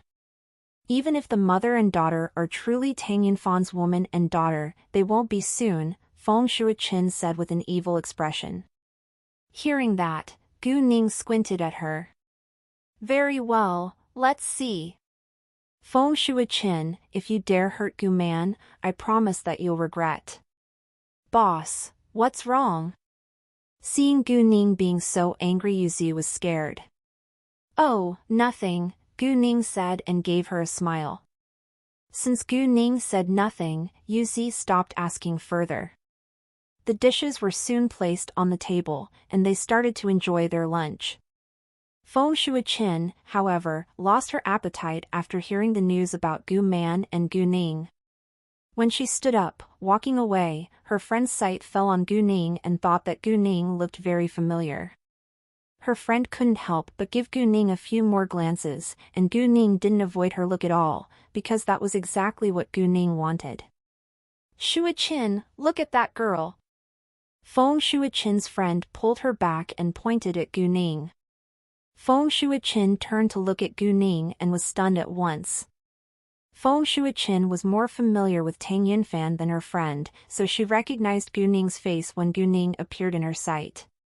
Although Tang Yunfan wasn't young anymore, it was still easy to notice that Gu Ning closely resembled him. Is she the girl that the two men just discussed? Feng Shuiqin thought to herself.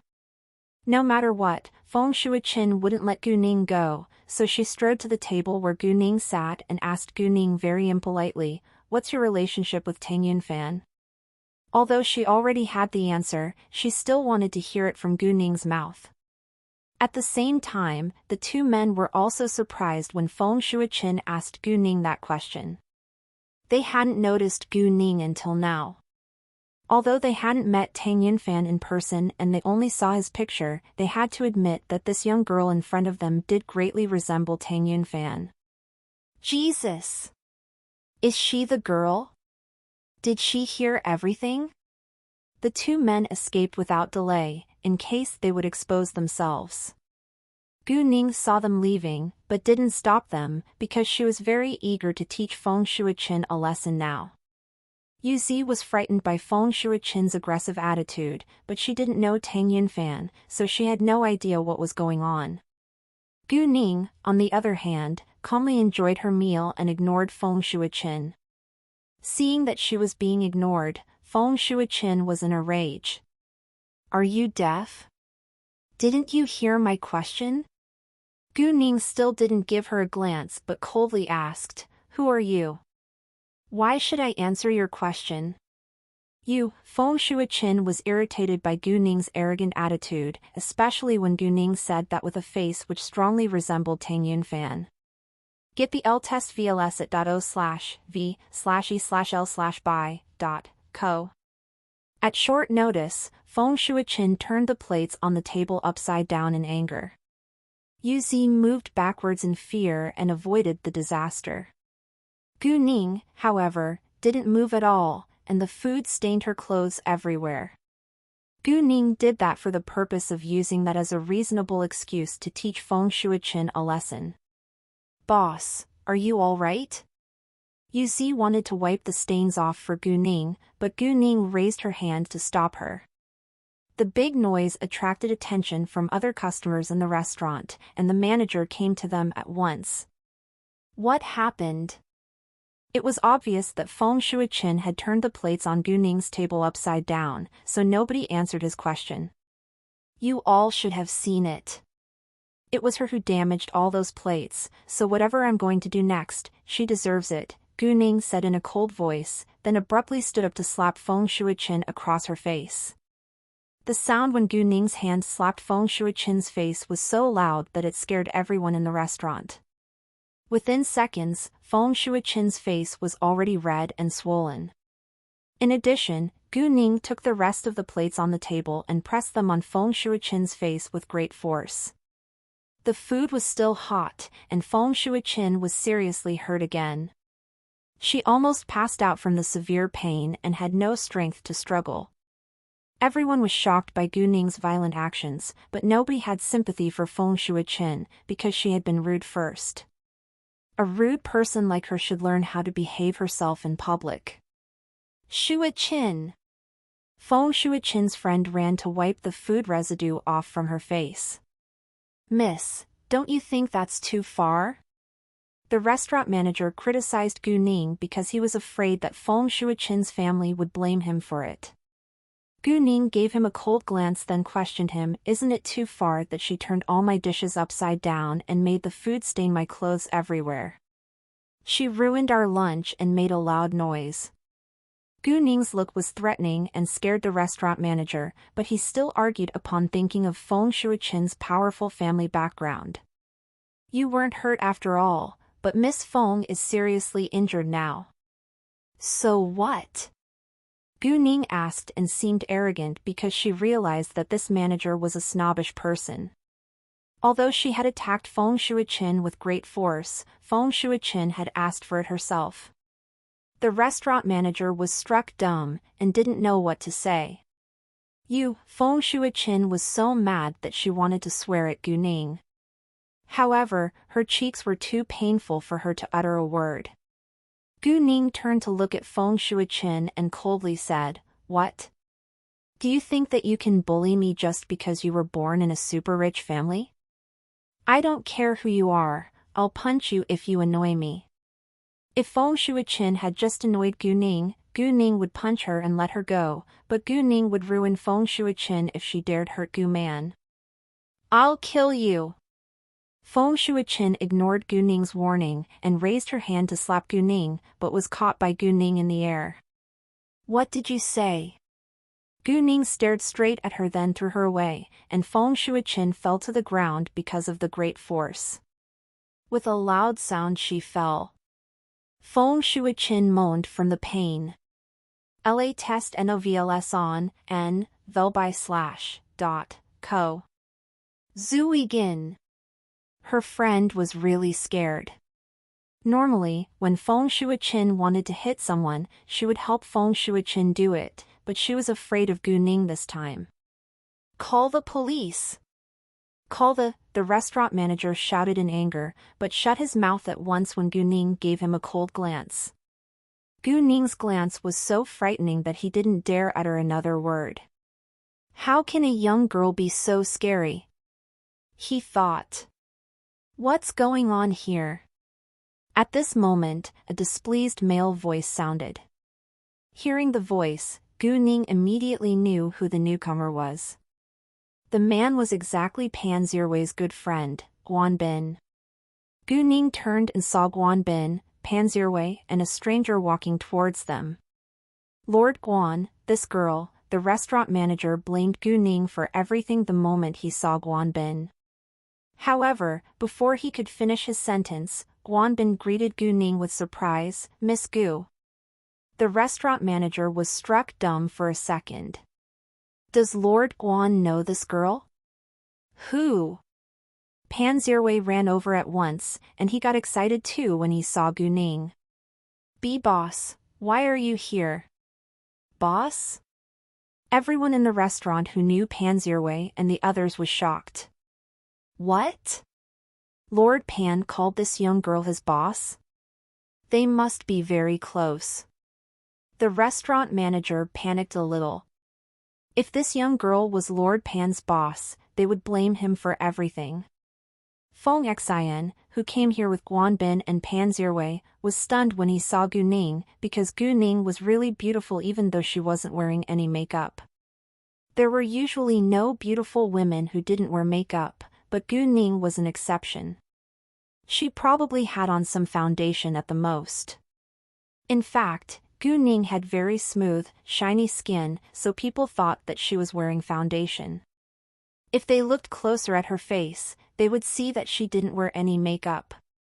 I came here to enjoy my lunch, but a crazy woman turned my dishes upside down and the food stained my clothes, Gu Ning said with obvious disdain, then gave Feng Shuiqin, who was still lying on the ground, a cold glance. Hearing that, Pan Zhiwei and the others noticed the food stains on Gu Ning's clothes and Feng Shuiqin, who was still lying on the ground. Without asking further, they soon figured out what had happened. Even so, Pan Zhiwei and Guan Bin still vented their anger at Feng Shuiqin, instead of Gu Ning. Miss Feng, what do you mean by causing a scene in my family's restaurant? Do you think that my family is easy to take advantage of? Guan Bin didn't care that Feng Shuiqin was seriously injured, nor did he care about her family background, but questioned her impolitely. Lord Guan, Miss Feng is already injured. How can you blame her for everything? Call the ambulance now. If anything bad happens to Miss Feng, the Feng family won't let you get away with it. Feng Shuichen's friend opened her mouth.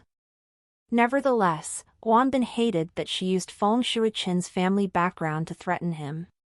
Gu Ning was the Tang family's relative, so Guanbin would, of course, stand by Gu Ning's side without a second thought. Pan Zhiwei would, of course, protect and defend Gu Ning on any condition. So what? Do you think that the Feng family is the most powerful family in City B?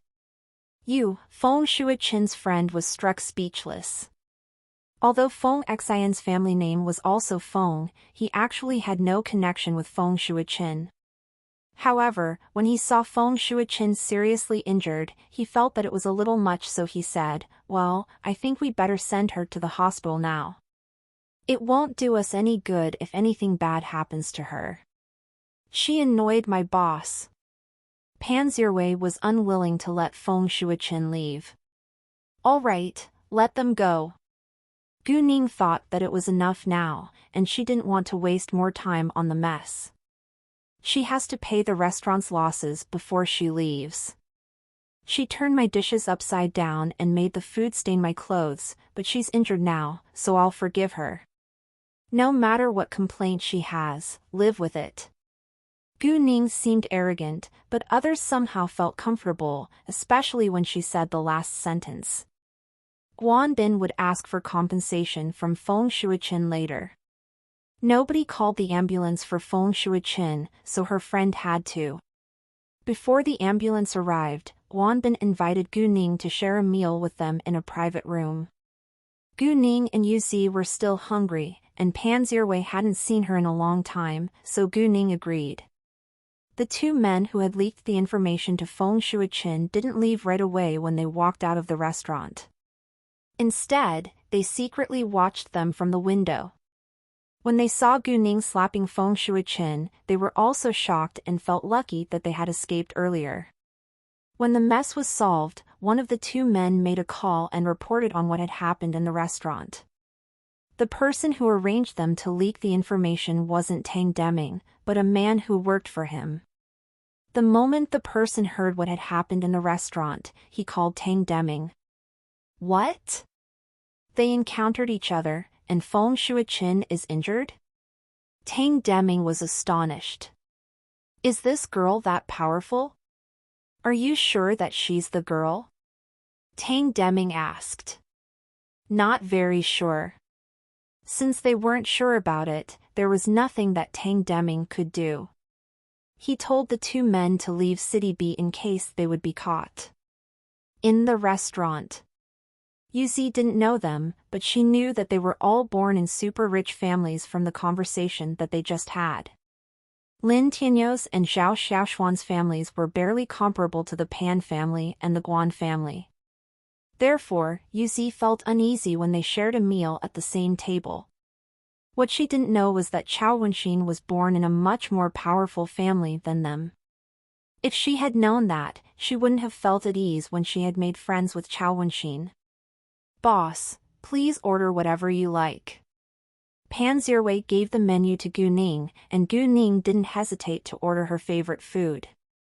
When the waiter left, Pan Zhiwei asked, "Boss, why did Feng Shuichen suddenly irritate you?" She asked about my relationship with the Tang family. I didn't tell her, so she got mad, Gu Ning said, and lied to some extent, because she had to keep the fact that Tang Yunfan was her biological father a secret. Why did she ask about that? It's none of her business. They all thought that it was strange.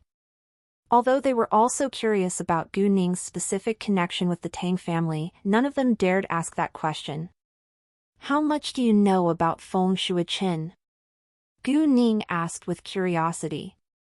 She knew that Feng Shuichen had to come from a rich family, but she didn't know the details. Feng Shuichen is from another super-rich family in City B, and she has admired Lord Tang for so many years. She even claimed to be Lord Tang's fiancée when she was younger, but Lord Tang doesn't like her. Nevertheless, she has remained single the entire time until now. She's 36 years old, Pan Zhiwei said. Hearing that, Gu Ning was surprised. Although she loves Lord Tang deeply, she's also a malicious woman. No matter who criticizes her, she'll pay the person back, Pan Zhiwei said. Well, I don't think that she's able to do that to Miss Gu, Guanbin said. He believed that Gu Ning was smarter and more powerful than Feng Shuiqin. Exactly. Boss, feel free to call me if you need my support. I'll stand by your side, Pan Zhiwei said. Thanks, Gu Ning said. Oh, boss, let me introduce you. This is my friend, Feng Xian, Pan Zhiwei said to Gu Ning. Nice to meet you, Miss Gu. I've heard Zhiwei mention you many times, Feng Shuiqin said. Although my family name is also Feng, I don't have any family connection with Feng Shuiqin. Haha, nice to meet you too, Gu Ning said politely. Feng Xian used to think that Gu Ning would be an arrogant, rich heiress. Unexpectedly, she was kind but stayed cold, so he didn't know how to get closer to her. On the way to the hospital, Feng Shuiqin's friend called Feng Shuiqin's sister-in-law, Lu Qiuting. When Lu Qiuting arrived at the hospital, Feng Shuiqin's face was already wrapped in bandages and she couldn't say a word. Therefore, Lu Qiuting asked Wu Jini, who was Feng Shuiqin's friend, Jini, what happened? Who dared to hit Shuiqin? Wu Jini didn't tell her everything on the phone, so she didn't know the details. Wu Jini then told her what had happened in the restaurant. Although Wu Jini didn't add fuel to the fire, Lu Qiuting was still furious.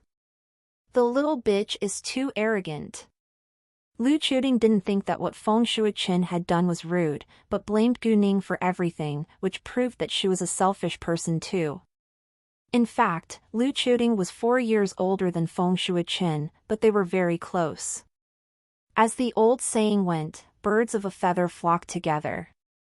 When they were both young, Lu Qiuting admired Feng Shuiqin's older brother, Feng Pinghui, from afar, but Feng Pinghui already had a girlfriend. In order to help Lu Qiuting marry her older brother, Feng Shuiqin along with Lu Qiuting schemed against her older brother's girlfriend and let Feng Pinghui catch the innocent girl in bed with another man. Feng Pinghui was heartbroken and drowned his sorrows. And right at this moment, Lu Qiuting seized the chance and used her body to comfort Feng Pinghui after he was drunk. It happened a decade ago and people were inclined to be more conservative, so the man had to take the responsibility if he slept with a woman. Therefore, Feng Pinghui married Lu Qiuting, but he had no idea about the truth. Although he didn't love Lu Qiuting, he treated her kindly and lived their life like a normal couple. Lu Qiuting relied on Feng Shuiqin to marry Feng Pinghui, so she would defend Feng Shuiqin without a doubt. In fact, Lu Qiuting and Feng Shuiqin had tried to trap Tang Yunfan in the same way, but they seldom had chance to approach Tang Yunfan. If they met Tang Yunfan, he always refused to drink, so they never succeeded. Shuiqin, are you sure that the girl is really Tang Yunfan's daughter? Lu Qiuting asked with vicious eyes. Yeah. Feng Shuiqin groaned. No matter what, she must bear the result that she dared to hit Shuiqin. If she is really Tang Yunfan's daughter, we can never let her get away with it. Lu Qiuting said with strong hatred. After the meal, Gu Ning left with Yuzi. Feng Xian still didn't open his mouth to ask for Gu Ning's phone number because this was the first time that they had met each other and they seldom talked. If he asked for her number right now, it could leave a bad impression on Gu Ning. Hey, boss, did you drive the Lamborghini here? Pan Zhiwei asked when they walked to the front door. They came here from the back door, so they didn't see the parking lot at the front door. Yes, Gu Ning replied. Hearing that, Pan Zhiwei got excited. Where did you park it? Let me have a look. Not only Pan Zhiwei, but Guan Bin and Feng Xian were also excited. Men all loved cars, especially luxurious cars. Right outside, Gu Ning said. Pan Zhiwei immediately walked outside, followed by the others. Once they walked out, the most noticeable car parked in the parking lot was precisely Gu Ning's white Lamborghini. Pan Zhiwei and the others looked at the car for a while, then he said, "Boss, I didn't expect that you're that rich. There are only 40 of this model around the world. How did you get it?" Pan Zhiwei also wanted to buy one, but it wasn't available. "My aunt and uncle sent it to me," Gu Ning said. Read latest chapters at n/velbi.co/m. Wow, your aunt and uncle are so generous. I wish that I could have such an aunt and uncle. Pan Zhiwei said with envy. Gu Ning smiled. All right, we have got to go now. Bye. See you. Pan Zhiwei said. All of a sudden, Pan Zhiwei felt like he had played around for a long time, and all he was doing now was a total waste of his life. No, I think that I shouldn't keep on living my life like this. I should do something meaningful from now on, or my boss will despise me, Pan Zhiwei said with determination, which shocked Guanbin and Feng Xian. Guanbin couldn't believe his ears. Zhiwei, are you serious?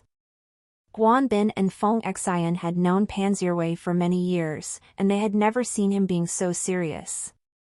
If Pan Zhiwei hadn't had an older brother who was good at running business, he probably would have spoiled his family's properties already. Of course! Pan Zhiwei felt displeased that his friends didn't believe him. Pan Zhiwei was actually a smart boy, and he would do his best to get what he wanted. Guanbin, however, was surprised by Gu Ning's influence on Pan Zhiwei. Although Guanbin often played around with Pan Zhiwei, he was doing business at the same time. He was the only son in his family, so he had to take the responsibility of taking over his family business. In addition, Guanbin was also ambitious, and he wouldn't allow anyone else to take over his own family business. If he couldn't run his family business well, his cousin would grab it away from him, which was the last thing he wanted to happen. Feng Shuiqin was seriously injured, so she had to stay in the hospital for a few days longer. Except for the doctors and nurses, nobody else knew that she was injured. When Lu Chuding went back home, she arranged someone to get information and photos of Gu Man and Gu Ning so that she could take her next step to scheme against them. Gu Ning went back to the Tang family's house after she drove Yuzi to the shopping mall. Tang Haifeng was absent, and even the domestic servants intentionally stayed away from her. Only Tang Yinfan and Gu Man were in the living hall, but both of them seemed embarrassed. Gu Ning was confused and didn't know what had happened. Hi, Ning Ning. Gu Man relaxed when Gu Ning got home. She felt much better when Gu Ning was by her side. Gu Ning walked in and sat next to Gu Man on the sofa. She then turned to look at Tang Yunfan. Uncle Tang. However, before Gu Ning could finish her sentence, Tang Yunfan interrupted her.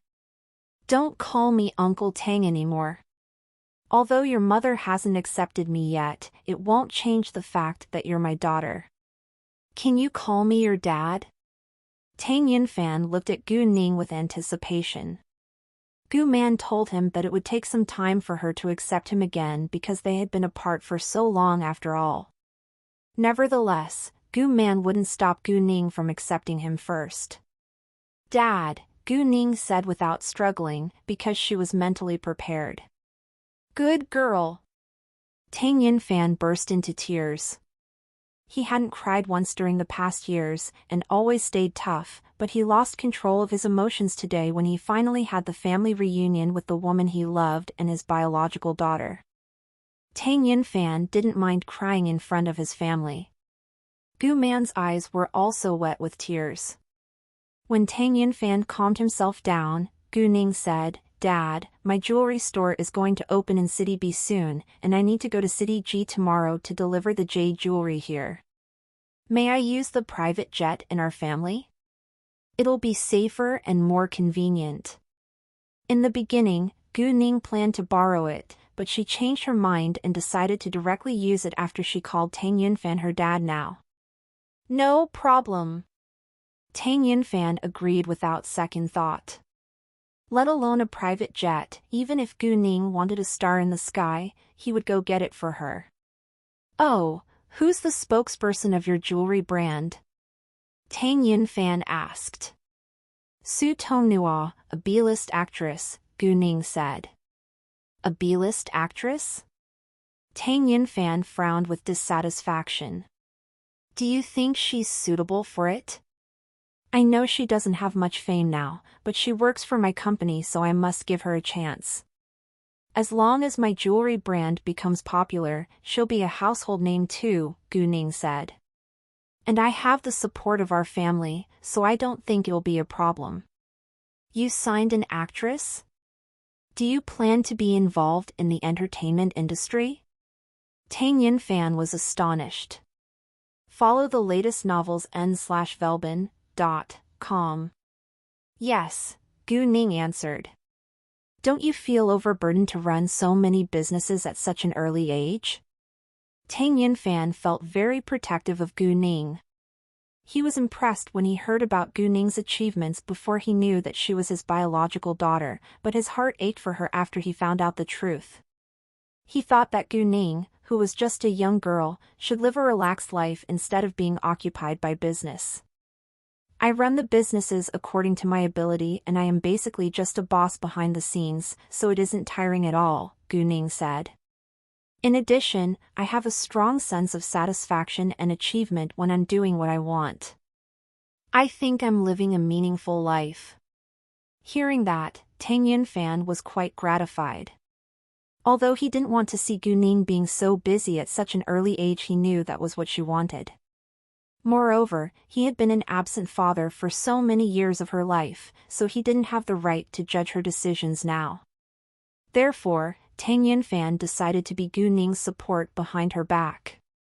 Feel free to tell me whenever you need my help. I need your help now, Dad, Gu Ning suddenly said with a serious look on her face. I need the dining hall of the Huangdang Hotel as well as 10 models to do the opening show. Although you're my father, it's business after all, so I'll arrange someone to discuss it with your company later. Do we have to be so serious? We're family anyway, Tang Yunfan said. He was unwilling to charge his own daughter. Of course we do. If you really want to help me, you should give me enough space to grow up myself. I don't want to rely on you to be successful. No pain, no gain, Gu Ning said seriously. Tang Yunfan was amused by Gu Ning's serious face, and also felt happy for his daughter. He knew that he wasn't a good father because he had been absent during her childhood and adolescence. However, it was what it was and he had to accept it as a failure. All in all, he still felt very proud of his daughter. Gu Ning didn't tell Tang Yunfan that she had encountered Feng Shuichin today because Gu Man was there. Today was a special day. Although Gu Man hadn't accepted Tang Yunfan yet, the Tang family had already accepted her as a family member, so it was a big day that they gathered together. Around 5 p.m., Chao Wenxin arrived. Hi, good afternoon everyone. Chao Wenxin said happily once she walked inside. Should I call you Aunt Man now? Chao Wenxin asked Gu Man. Not yet, Gu Man said. Tang Yunfan was a little disappointed but didn't say anything because he understood that it would take time for Gu Man to accept him. Fine. Since Gu Man said so, Chao Wenxin didn't insist, in case Gu Man would feel embarrassed. Around 6 p.m., Tang Yunhang and his wife and Chao Ruihua and his wife along with Chao Wenjun also got home. Except for Chao Wenjun, the rest had all met Gu Ning and Gu Man before. Nice to meet you. Chao Wenjun greeted Gu Ning and Gu Man politely. Nice to meet you too, Wenjun. Nice to meet you too, cousin Wenjun, Gu Man and Gu Ning greeted Chao Wenjun politely. Finally, Tang Jiakai also got home and only Tang Jiayang was absent now, because he was still studying abroad. When Tang Jiakai saw Gu Man, he was struck dumb for a second, and Tang Yunheng introduced Gu Man to him at once. "This is Ningning's mother." "Nice to meet you," Tang Jiakai said politely.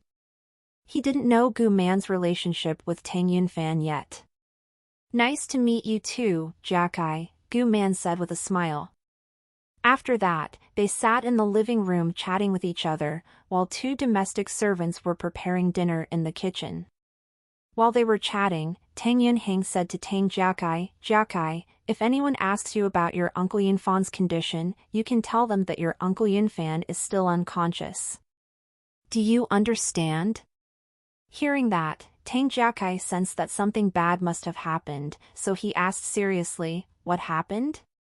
Since the majority in the Tang family was aware of it, Tang Yunheng told Tang Jiakai the secret. "Your Uncle Yunfan had a car accident last week, and he fell into unconsciousness for a couple of days afterwards. He didn't wake up until yesterday.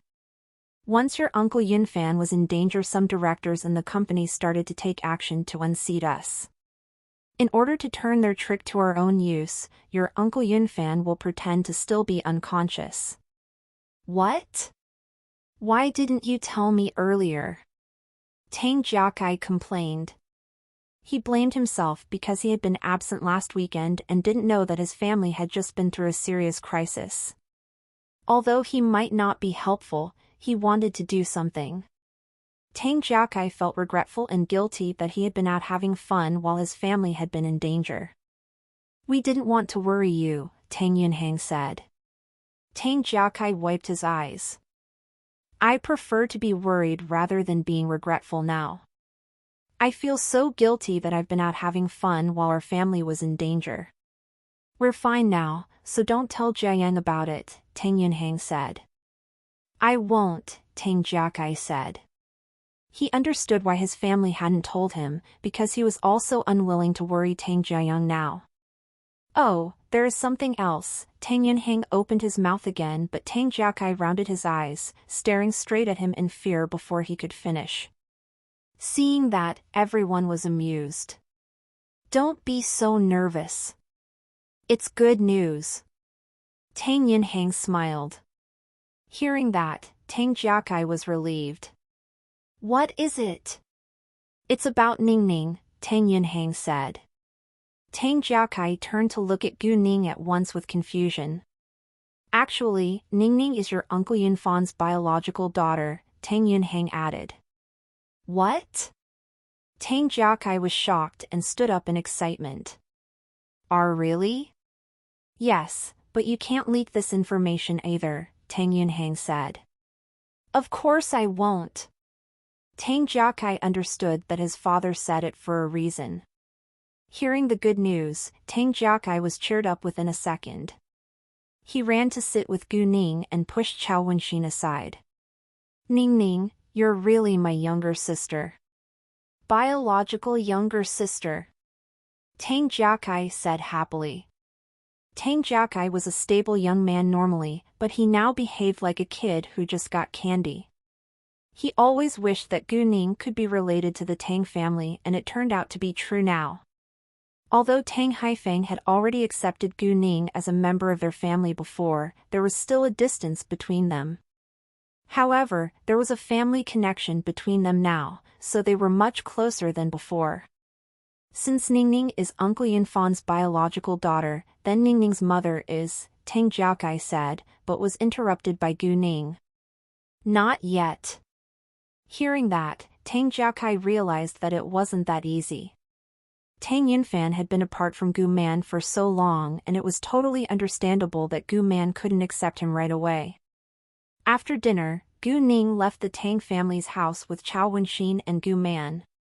Tang Yunfan wasn't able to show up now, so he could only watch Gu Man leaving from his sight. On the way back, Gu Ning suddenly remembered that she hadn't contacted Leng Xiaoting yet ever since he left this morning. Gu Ning knew that Leng Xiaoting had to be busy, so she didn't call him. At that moment, in the airport of City Tang, Leng Xiaoting, Chen Meng and Su Jinchen were in a car in a parking lot.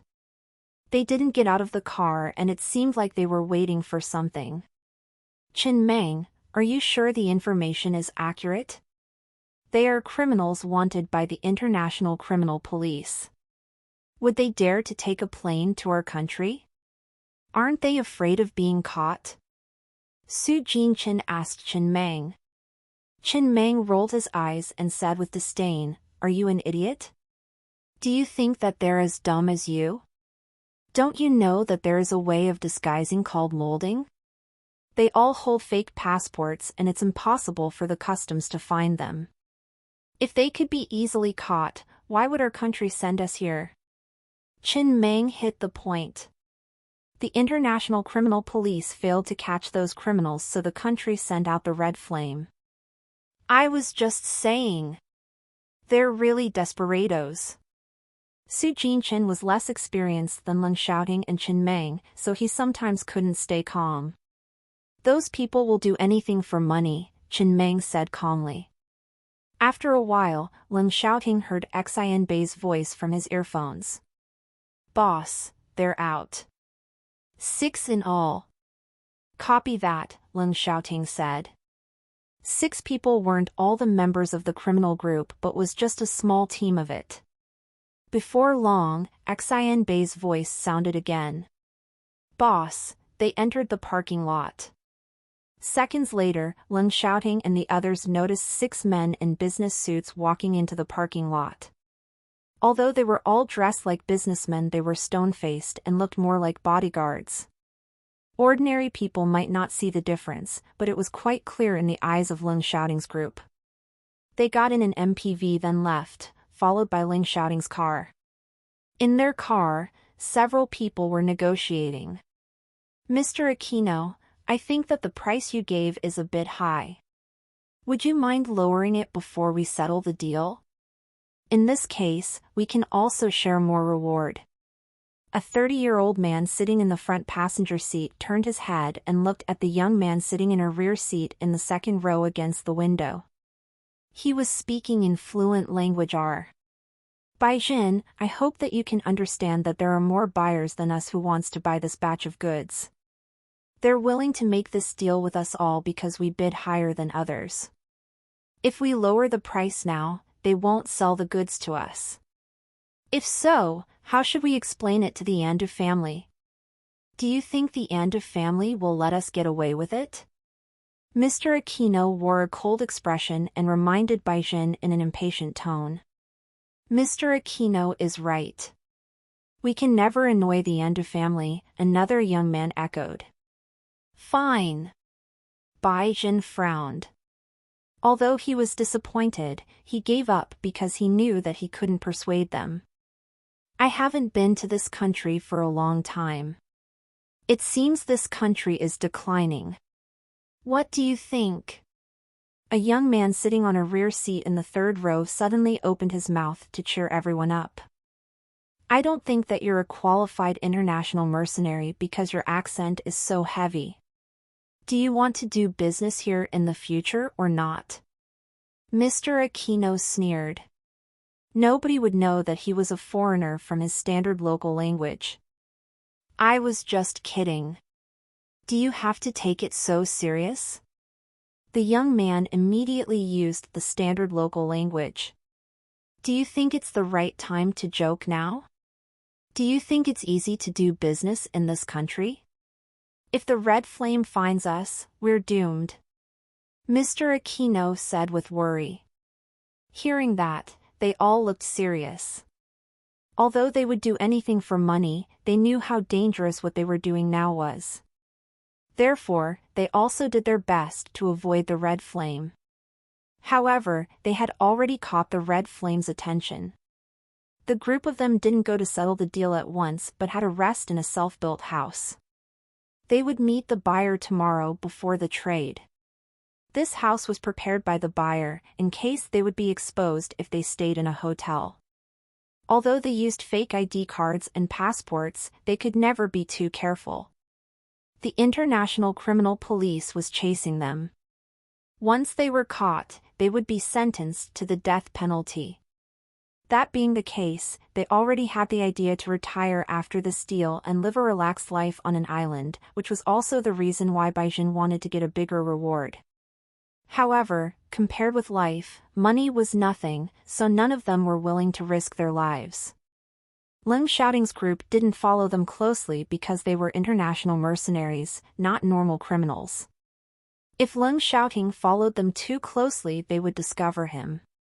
Since those criminals were already out, Leng Xiaoting was confident to catch them this time. City Ting was a small city and there weren't many small roads, so it wasn't difficult for Leng Xiaoting to follow them.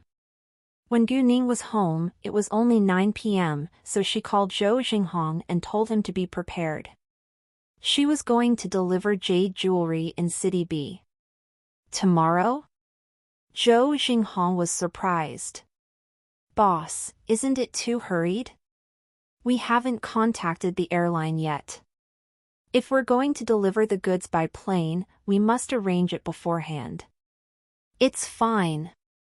We can use a private jet, Gu Ning said. What? A private jet? Zhou Xinghong was astonished. He was impressed by Gu Ning's ability yet again. Afterwards, Gu Ning asked Zhou Xinghong whether he had arranged everything for his son because Zhou Xinghong was the general manager of Jade Beauty Jewelry and he had to attend the opening ceremony in City B. Zhou Xinghong told her that he had hired a babysitter, and the babysitter would take care of his son. Hearing that, Gu Ning relaxed. After that, Gu Ning called Su Tonghua and told her to come to City B tomorrow afternoon for the advertisement shooting. Gu Ning had discussed it with Su Tonghua and Lu Zhan when she had been to City D, so Su Tonghua would have a day off for the promotion of the jewelry brand. Can you write an advertisement copy? Gu Ning called Lu Xiao and asked. Sure. A piece of cake, Lu Xiao said. Great. I need an advertisement copy for jewelry, so please send it to me tomorrow, Gu Ning said. No problem. Lu Xiao didn't feel that it was difficult for him to finish the task within a day, because he was an experienced marketer. Since Leng Xiaoting assigned him to manage this entertainment company, he had to be good at it. Quan Mingkai arrived at the Tang family's house around 9 p.m. too. Although he heard that Tang Yunfan was already awake, he was still excited when he saw Tang Yunfan in person. Read lat.stchpters on n/v/l.bi.cm. Boss, Quan Mingkai greeted him with great respect. What's the latest news? Tang Yunfan asked. Tang Deming stopped contacting Qing Zhongxing and Wu Boyan, but we don't know whether they teamed up or he gave up, Quan Mingkai said worriedly. If Tang Deming gave up it would be good news. If not, it would be terrible news. Besides, it would be easy to unseat Tang Deming alone, but they were afraid that there was an ambitious person behind Tang Deming's back. In addition, they had to keep running the company on the right track and stabilize the board of directors at the same time. If Qing Zhongxing and Wu Boyan don't know that there is an ambitious person behind Tang Deming's back, it's impossible that they'd side with him because they know Tang Deming's ability very well. However, if they found out about the support behind Tang Deming, they would probably change their mind, Tang Yunfan said. The point is that we have no idea who the ambitious person is, and I don't think that it's a good time to tell Qing Zhongxing and Wu Boyan the news that you're already awake, in case they betray us, Quan Mingkai said. Tang Deming and his allies had taken action when Tang Yunfan had been unconscious. Although they would stop if they heard that Tang Yunfan was awake, their ambition would never change. Nobody was willing to live with a loose cannon. I think they'll stop for a short time after the abduction failed, but they won't be quiet for long, Quan Mingkai said. Maybe they have other helpers here. Tang Yunfan had also had that thought, so he stayed in his room all the time. There were many domestic servants in the Tang family, and he wasn't sure whether all of them were loyal to the Tang family. The next morning, Gu Ning and Gu Man went to the Tang family's house after breakfast as usual. Ning Ning, the private jet is ready, and you can set off at any time, Tang Yunfan said to Gu Ning. Great. I plan to do this trip quickly, so I'll go to the airport now, Gu Ning said. Afterwards, she drove herself to the airport. The Tang family already told the airport to receive her, so Gu Ning directly drove into the parking lot where the private jets landed and went aboard without delay. 3 hours later, the private jet landed at the airport of City G. An exclusive car from the Huangdang Hotel went to pick Gu Ning up on time. It was lunchtime, so Gu Ning decided to first have lunch at the Huangdang Hotel, which was also arranged by Tang Yunfan. Gu Ning called Zhou Xinghong and wanted to invite him to join her for lunch, but Zhou Xinghong was in the factory, so Gu Ning decided to dine alone. However, the moment Gu Ning walked into the hotel, she ran into City Yi, who was accompanied by 2 men and a woman. One of the men and the woman were foreigners. When City Yi saw Gu Ning, his eyes lit up. "Wait a second. I see my friend," City Yi said to them, then strode to Gu Ning in a hurry. The blonde woman was upset and stared straight at Gu Ning, then asked the man who wasn't a foreigner. "Who is she?" Find updates on n/v/elben.co/m. "Sorry, no idea," the man said. He, of course, knew that the young girl was Gu Ning, but City had warned him not to hurt Gu Ning, so he kept it a secret. Besides, he knew that this blonde woman was bad-tempered, so he wasn't willing to tell her anything important. Gu Ning sensed the blonde woman's hostility towards her, and she realized that the blonde woman must admire City Yi and was mad at her because City Yi walked to her without hesitation once she showed up. Anyway, Gu Ning didn't care as long as the blonde woman stayed away from her. "When did you get here? Why didn't you tell me?" City Yi asked Gu Ning, like she had hurt his feelings. Gu Ning said, "I just arrived to deal with business here and I'll leave soon." "You'll leave soon?" City Yi frowned with disappointment. "Yes, I'm busy," Gu Ning said. "Are you alone?" City Yi asked. "Yes," Gu Ning answered. "Why don't we have a meal together?" City Yi said. In case Gu Ning would decline, he added, "We haven't gathered together for a long time. You never call me when you come to City G unless you need my help." Gu Ning felt a little embarrassed because what he said was true. "Well, can we share a meal the next time?" "Next time? When?" "You have never invited me to dine together in City G," City Yi complained. "Come on, give me a chance. Xianfeng is waiting for us in a private room. Now." Fine." Gu Ning didn't know how to reject it, so she agreed. After that, Gu Ning followed City Yi, walking to his friends. When the blonde woman saw City Yi walking back with Gu Ning, she was annoyed and pointed at Gu Ning, questioning City Yi in anger. "Situ, who is she?" She spoke in the local language, which was quite authentic. City Yi was displeased. "None of your business.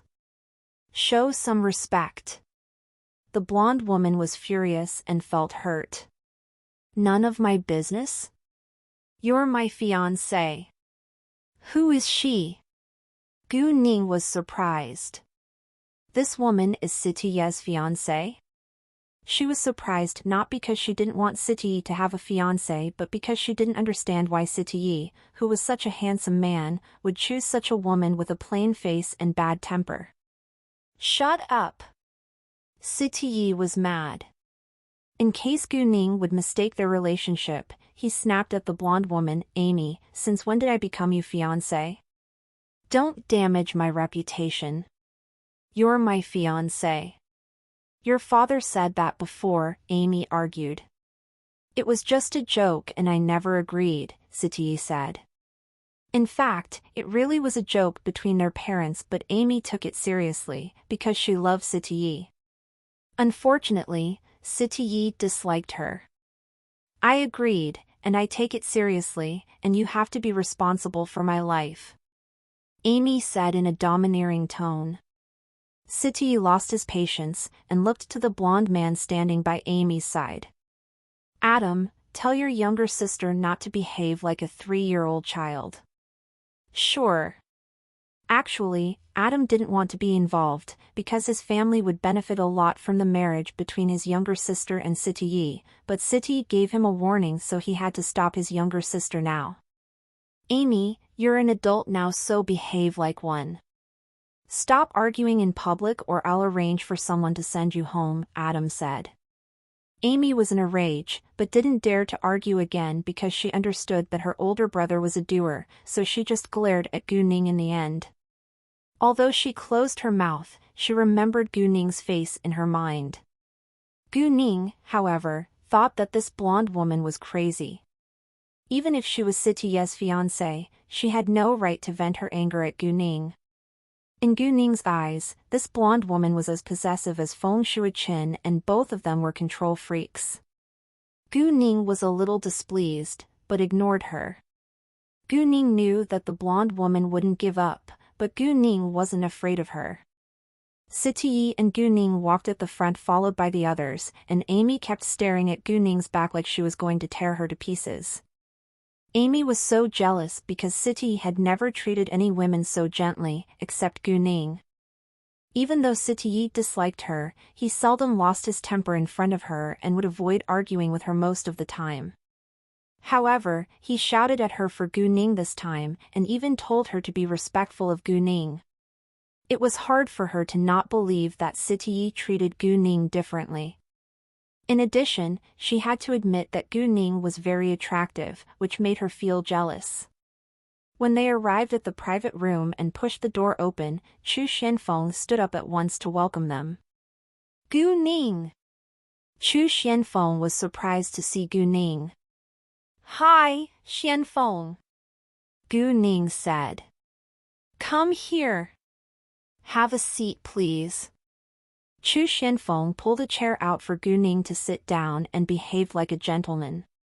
Seeing Chu Xianfeng being so gentle to Gu Ning too, Amy was more displeased because as Sitiye's close assistant Chu Xianfeng didn't like talking to her.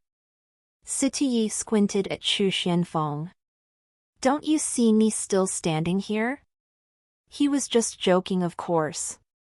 Chu Xianfeng's body stiffened a little, then he realized that he had ignored his own boss. He beamed at once. Gu Ning is the guest after all. Please, boss, here. Siti didn't mind, and walked to the seat next to Gu Ning.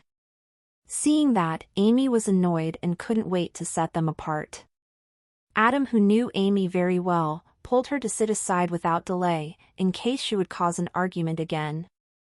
Although Amy felt dissatisfied, she still sat down with Adam. Gu Ning, I've finished ordering, but you may order some of your favorite food now. Chu Xianfeng gave the menu to Gu Ning. Right at this moment, Siti gave Chu Xianfeng a warning glance. It seemed like he was warning Chu Xianfeng not to be too gentle to Gu Ning, which might cause a misunderstanding. Instead, he should be the one doing that. Receiving Sitiye's warning glance, Chu Xianfeng's hand, which was holding the menu, stiffened a little. Is boss being jealous? All of a sudden, Chu Xianfeng felt quite aggrieved and didn't know how to explain it. Gu Ning noticed the conflict between them but ignored it and said to Chu Xianfeng, "It's fine. I'm not picky." Great! Since Gu Ning said that, Chu Xianfeng didn't insist.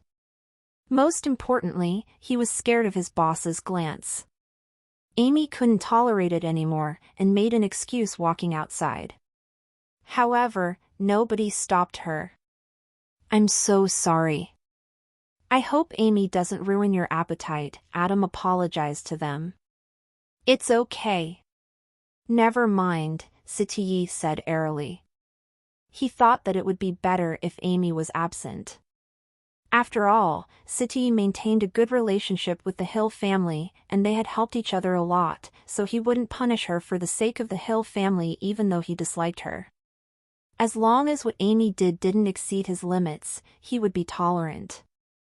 A few minutes later, the dishes were all on the table, and they started to enjoy the meal. Gu Ning, what are you up to recently? Sitiye asked. I'm busy dealing with the opening ceremony of a branch of my jewelry store, and I came to City G this time to fetch jade jewelry, Gu Ning said. She actually didn't want to tell City Yi, because she knew that he was going to send her an expensive gift once he heard of it. However, if she didn't tell him now, he would find out sooner or later, and he would probably blame her for not telling him earlier. A branch? Where? City Yi asked. In City B, Gu Ning said. When is the opening ceremony? Am I invited? City Yi said, staring straight at Gu Ning. Gu Ning was amused. She knew what City Yi was implying. Of course you are, and I'll tell you once the date is settled. After the meal, Gu Ning left to deal with her business. Before long, Gu Ning discovered that someone was following her. She turned around and noticed a taxi following behind her car. It was Amy. Gu Ning wasn't surprised at all. Nevertheless, she didn't want Amy to find out the location of her factory in case she would do something to damage it in the future, so she told the driver to stop the car when there was less traffic. Wait for me in the car, Gu Ning said, then got out. Amy, who was following her, got out of the taxi as well. Although Amy didn't know what Gu Ning was going to do, her aim was to catch Gu Ning. What do you want to do by stalking me? Gu Ning asked directly. Amy was surprised that Gu Ning had already discovered that she was stalking her. What's your relationship with Situ? Amy asked. None of your business, Gu Ning said. Amy was mad, and said with an evil expression, he's my man, and I won't allow any women to seduce him. Amy didn't care whether Gu Ning was innocent, she believed that it must have been Gu Ning who seduced City Yi first. He didn't admit that you're his woman, Gu Ning said coldly. None of your business. I won't allow any woman to approach Situ. Amy was furious. The source of this content n/o/v/l/n. Gu Ning thought that Amy was exactly like Feng Shuiqin, who also went crazy from love. What do you want to do? Gu Ning crossed her arms over her chest. Amy clenched her teeth in anger. I'll ruin your face, so Situ won't like you anymore. Saying that, she took out a fruit knife from her pocket and attacked Gu Ning at once. Amy exercised a lot, so she moved fast, and slashed at Gu Ning's face within a second.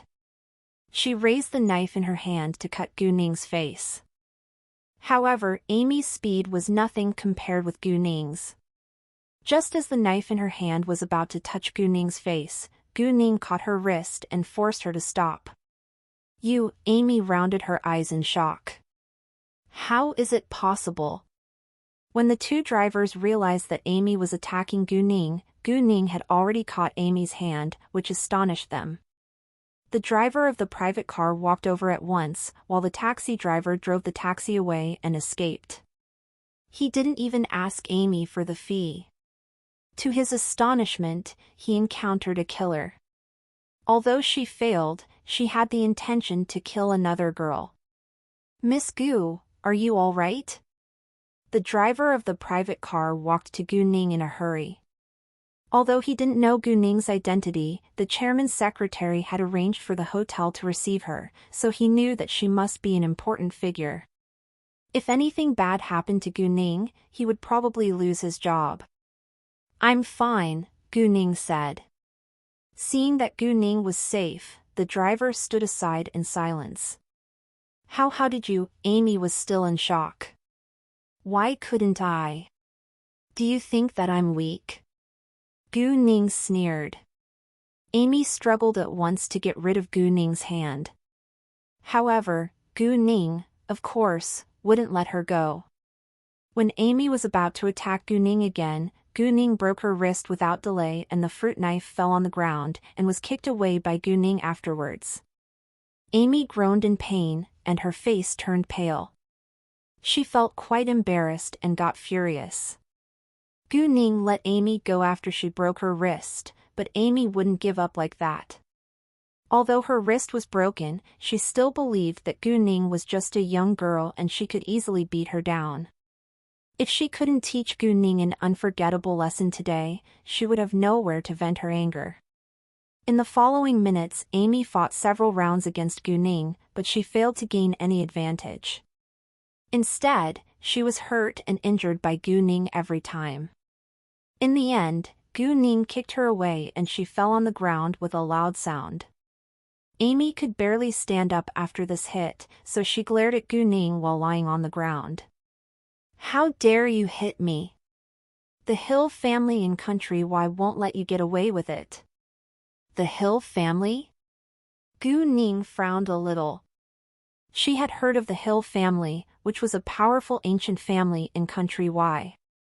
Even so, Gu Ning wasn't afraid of them because it was Amy who had attacked her in the first place. In addition, Gu Ning believed that Siti would help her. "Oh, really?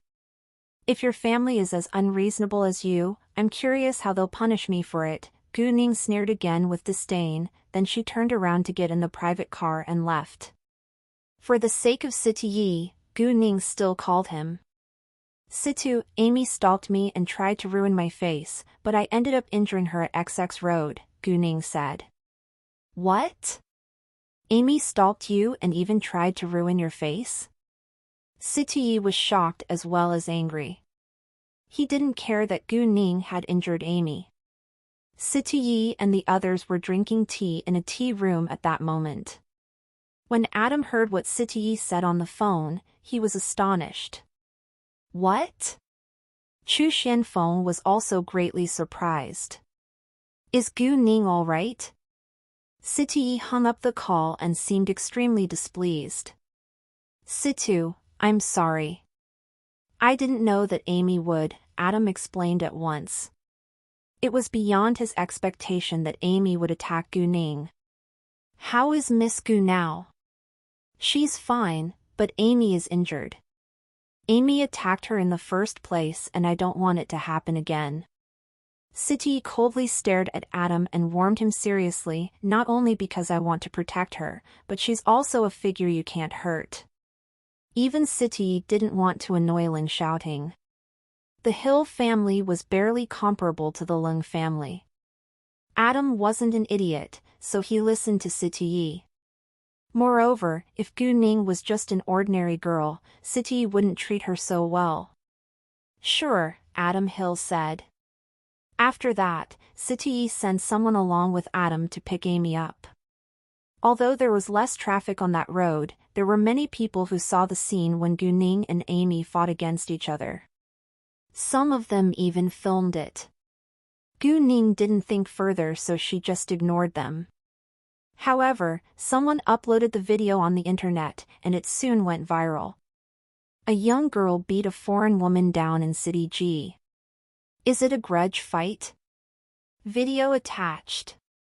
Besides, there was only the part when Gu Ning kicked Amy away in the video, and the title obviously aimed to criticize Gu Ning.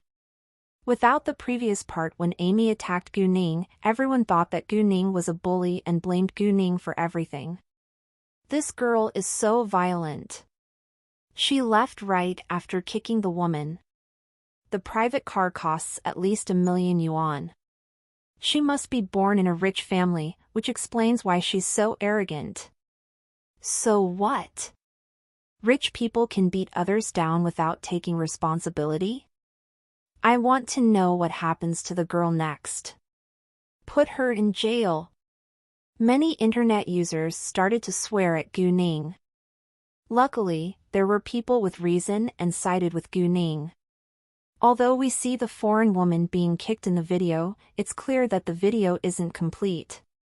We don't know what happened before that, so we can't jump to the conclusion that it's the girl's fault. Agree. It's too arbitrary to draw a conclusion from such an incomplete video. I believe the police will find out the truth, and we can criticize the girl if it's really her fault then. Exactly. Won't you feel ashamed if it turns out to be the woman's fault? Although I think that this girl is a little violent, I have to admit that she's really good at kung fu. Oh, she must be a kung fu master. After that, many internet users began to discuss Gu Ning's kung fu level. Hey, aren't we criticizing the girl for her violent behavior? Come on, nobody knows the truth yet.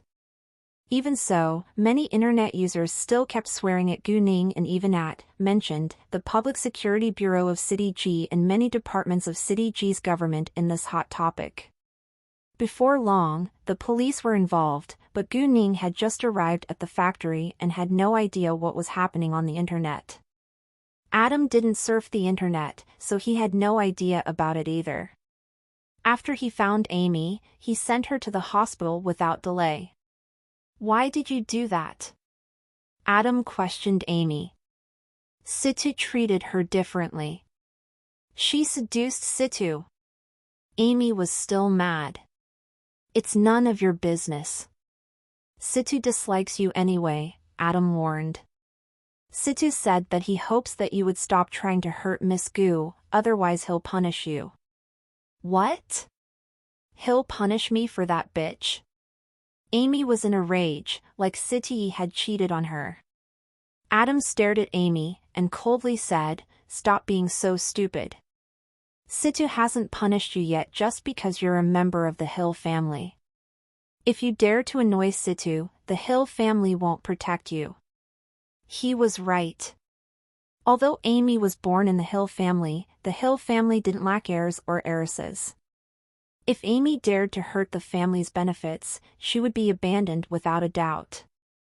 Amy's face turned pale at once in fear, but she didn't give up her revenge on Gu Ning. She just made up her mind not to be discovered. In fact, she was digging her own grave. The police checked the surveillance cameras later and found out that Amy was the one who had attacked Gu Ning in the first place, but the police needed more evidence to clear Gu Ning's name. After checking the number plate of the private car in the surveillance video, the police found that it belonged to the Huangdang Hotel.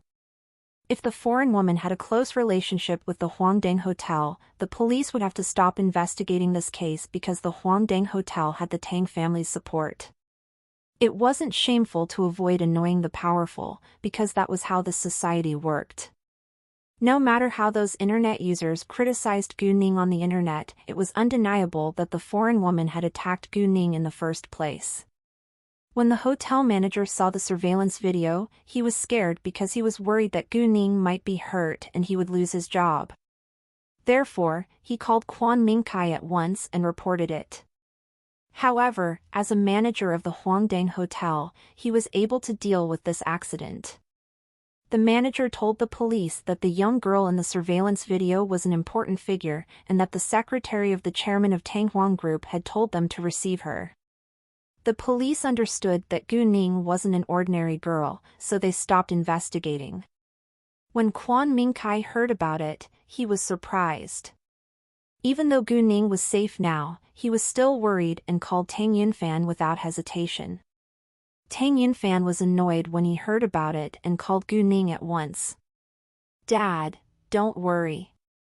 I'm fine, don't forget that I'm a kung fu master, haha," Gu Ning joked to allay Tang Yunfan's annoyance. Hearing that, Tang Yunfan remembered that Gu Ning had easily beaten Chao Wenxin and she could protect herself well. However, Tang Yunfan still felt guilty that Gu Ning had to protect herself all on her own throughout the past years. Gu Ning added, "I broke the woman's wrist and kicked her away with great force. She won't be able to leave the hospital in the next few days. She deserves it," Tang Yunfan said. After that, the police released the complete surveillance video on the internet. To clear the young girl's name, video attached. Once the news went out, it went viral again. Jesus! It's the woman who attacked the girl first. The woman asked for it. Put the woman in jail. The girl is so awesome. Indeed, she stayed calm and fought back on time. I hate the woman now. See? Those who have sworn at the girl, don't you feel embarrassed now? Shouldn't those who have sworn at the girl apologize to the girl now? Apologize. Apologize. Many people requested for those who had sworn at Gu Ning to apologize to her. Although there were many haters on the internet, most people were able to stay calm and wait for the truth. After a short while, some of those who had sworn at Gu Ning apologized to her. I'm sorry for my unkind comments on the girl. Me too. What's going on recently? How come so many girls who are good at kung fu have appeared all of a sudden? What? So many? What has happened? Tell us. Tell us. Afterwards, an internet user sent out several news links. A car accident on a highway in City D. A brave and powerful girl caught its wheel. Pictures attached. In the capital, a man kidnapped a boy on a bridge. A girl caught the man from his back. Video attached. In City G, migrant workers had severe conflict with a land developer. A girl alone beat a group of security officers down. Video attached. Big news, the Secretary of Municipal Party Committee, Yuan Jisong, was stabbed by a crazy man at the outside of the government center. A young girl kicked the crazy man away on time and her partner caught the criminal. Photo attached. A girl saved a female fan's life at the airport. Pictures attached. Although the above news had all gone viral previously, not everyone had read or heard of them before. However, the girl in the pictures or videos became quite popular at once now. Jesus, she's so unbelievable. She must be a kung fu master. I wish she could teach me kung fu. Wow, it's so exciting. Are those girls in the pictures and videos the same person? I have the same idea. There is a picture of her face in the fifth piece of news. She's a beauty. OMG. She is a real goddess. Does anyone know anything about her? I want to know more about her. The news went abroad within seconds. Unfortunately, Gu Ning wasn't a celebrity and didn't have a Weibo account. Otherwise, the number of her followers would increase dramatically.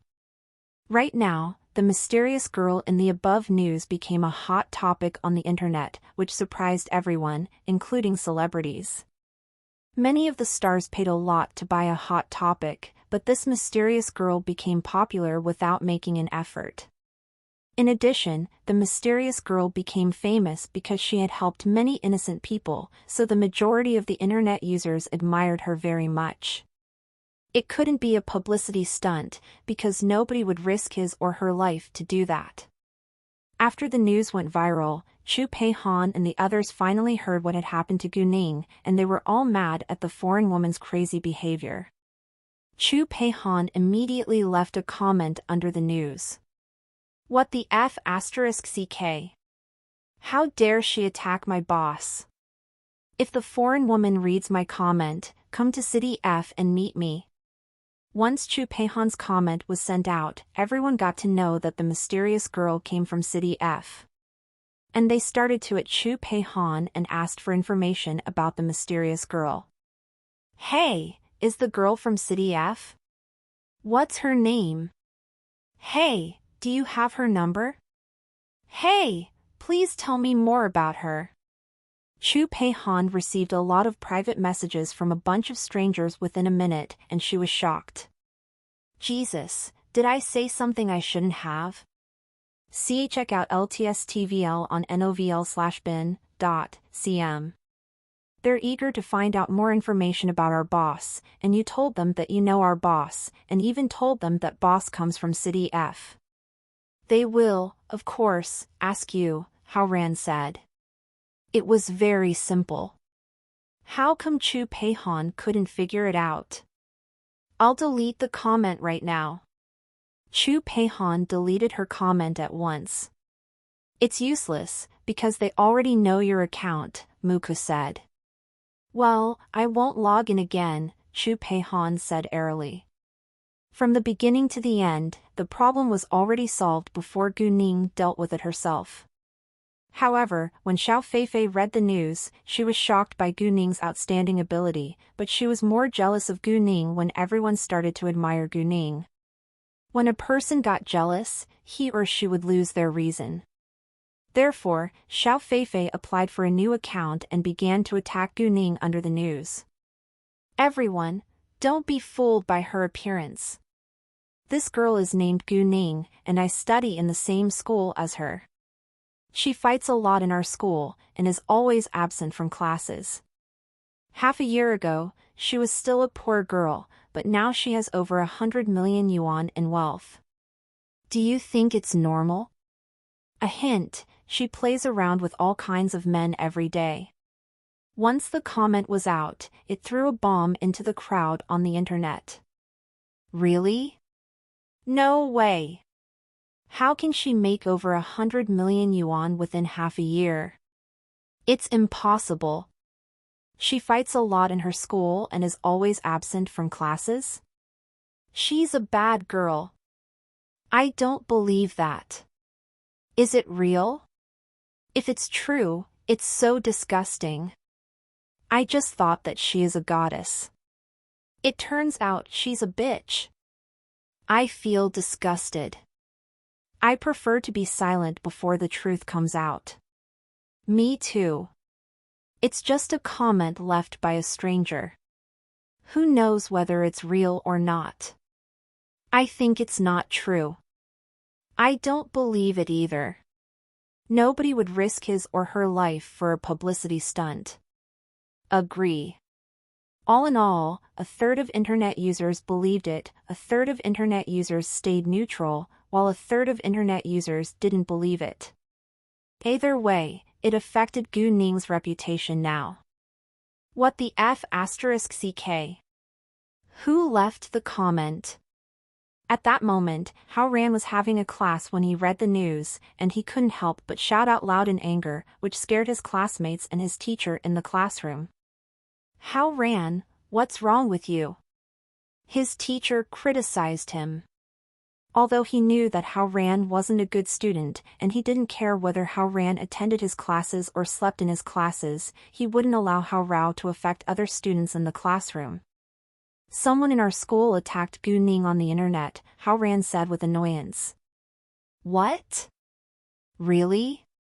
They had all heard of Gu Ning, who was the top student in their grade.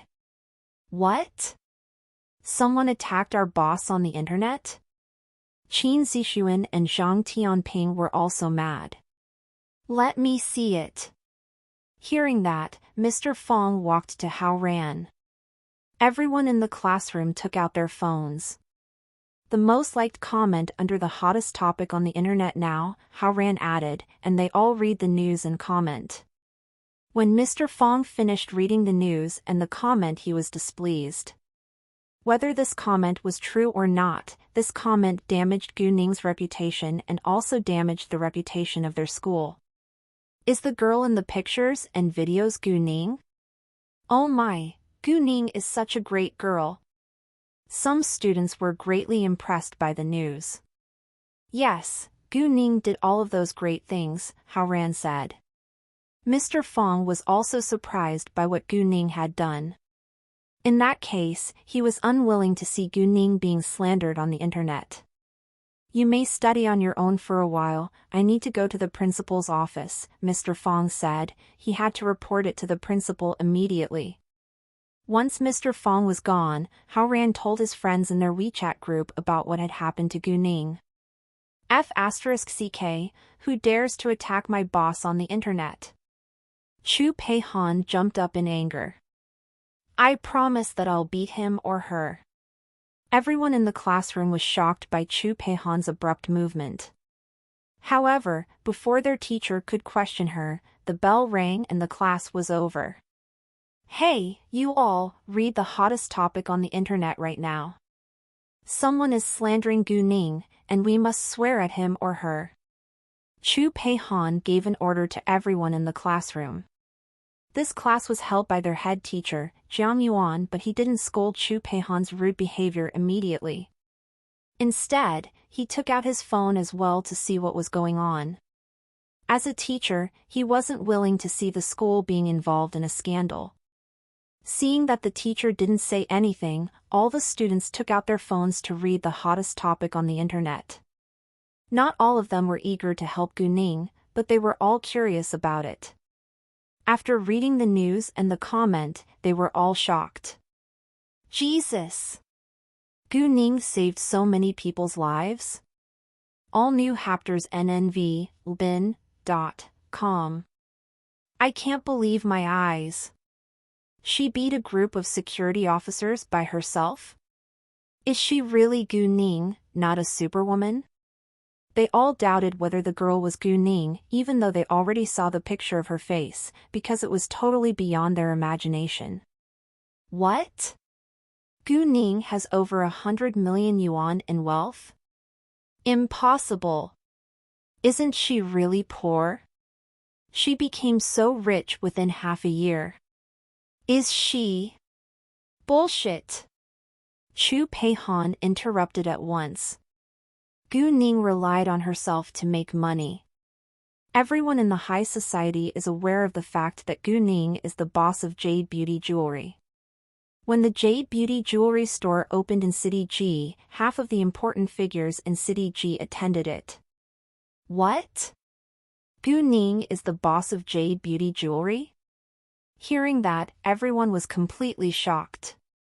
They had heard of Jade Beauty Jewelry because it was so popular now.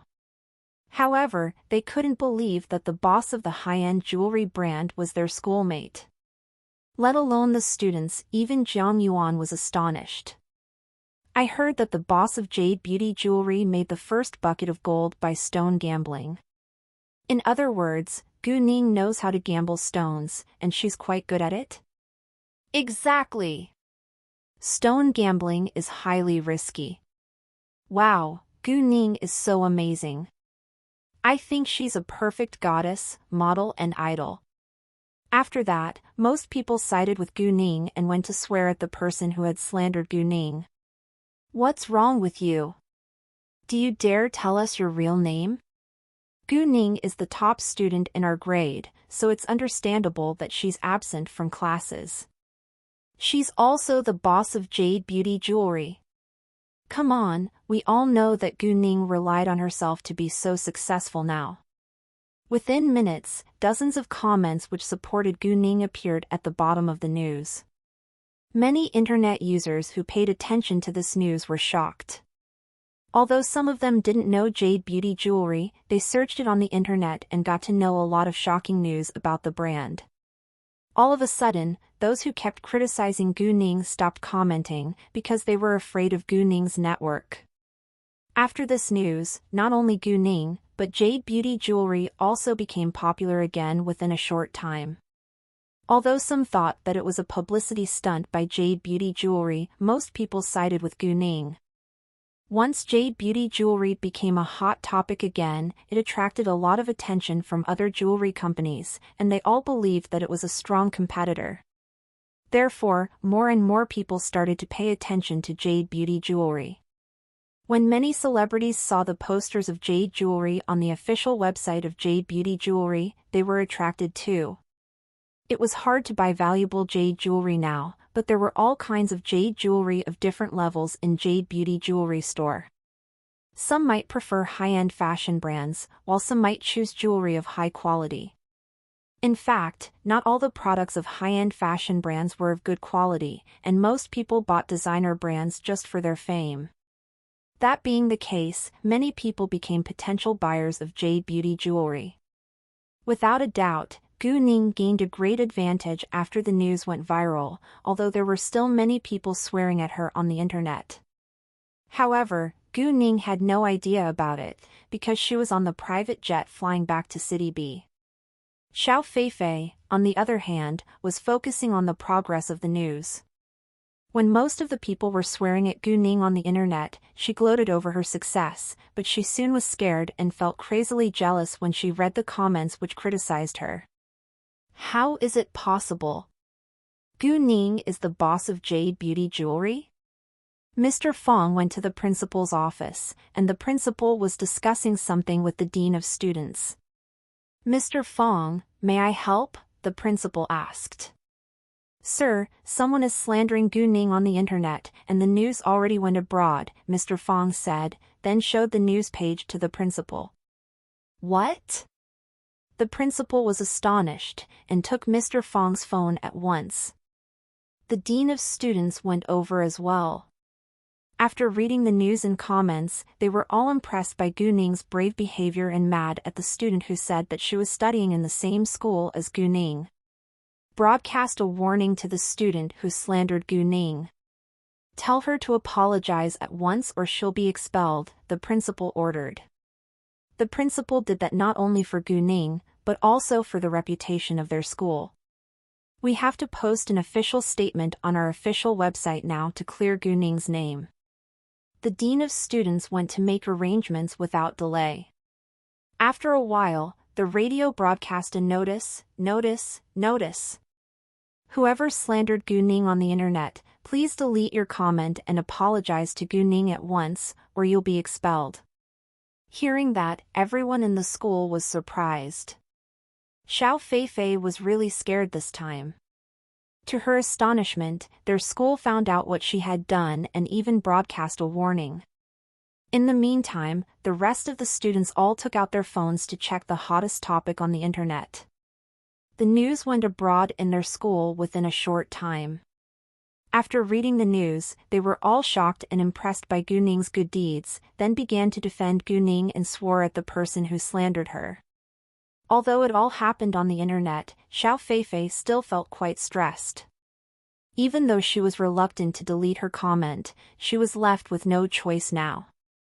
Once she deleted her comment, other people's criticisms on her disappeared too. However, someone already took a screenshot of her comment and posted it on the internet, which caused more and more internet users to start to swear at her. After that, Xiao Feifei posted her apologies to Gu Ning on the internet. Gu Ning, I'm so sorry for what I've done. I did it just because I'm jealous of your beauty and your excellent performance in our school. Please forgive me and don't sue me. Although Xiao Feifei apologized, many internet users had no intention to let her easily get away with it. Chu Peihan was also dissatisfied and said in their WeChat group, Chu Peihan, I don't think her apology is enough. How Ran, what can we do now? Can you find out who did it? Mu Ku, it isn't easy. Chu Peihan, I don't think it's difficult. I can turn to a hacker for help. The Qin gang could be so successful not only because they relied on their roughnecks, but because there were all kinds of skilled people in the gang. It was easy for a hacker to find an IP address. Without hesitation, Chu Peihan sent the apology on the internet to a hacker and told him to find its IP as soon as possible. Within 5 minutes, she got the result. The person used a mobile phone to post the apology, and the hacker sent Chu Peihan the person's phone number, ID card, name and pictures in the phone. Xiao Feifei. Chu Peihan was surprised and sent the result to their WeChat group. Chu Peihan, let's go beat her this afternoon. Who'll go with me? How Ran, Xiao Feifei. She dared to scheme against our boss again? Mu Ku, although I hate Xiao Feifei, I don't beat girls. Qin Zixuan, me neither. Peihan, I think you alone are enough, and we'll go with you to support you. Chu Peihan, great. Chu Peihan knew that they weren't willing to beat girls, and she wouldn't force them to do it. Anyway, she was able to beat Xiao Feifei down alone. The source of this content n/o/v/l by n. Li Yuanmin was a young man around 27 years old, and his major was website design. He was the manager of the official website of Jade Beauty Jewelry. When he noticed that the number of page views and comments increased rapidly, he was shocked and thought that maybe there was something wrong with the system. However, when he read the comments, he was more shocked than ever. Without a doubt, Jade Beauty Jewelry became a household name now. Li Yuanmin started to reply to those comments.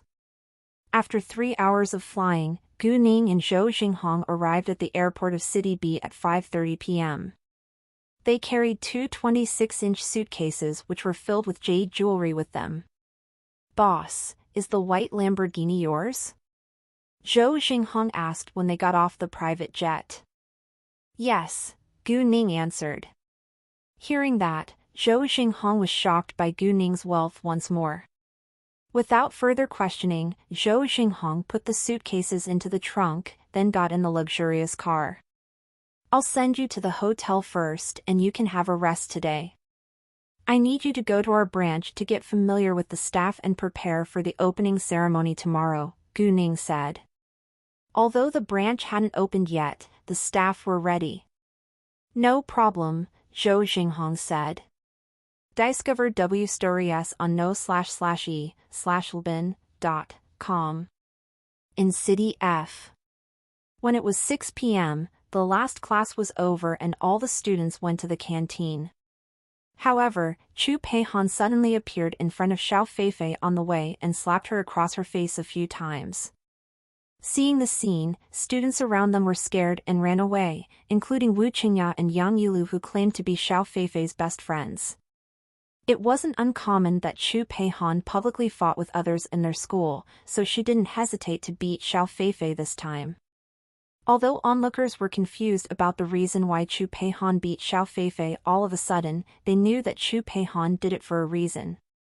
"Xiao Feifei, how dare you slander Gu Ning?" Hearing that, everyone was surprised. "What?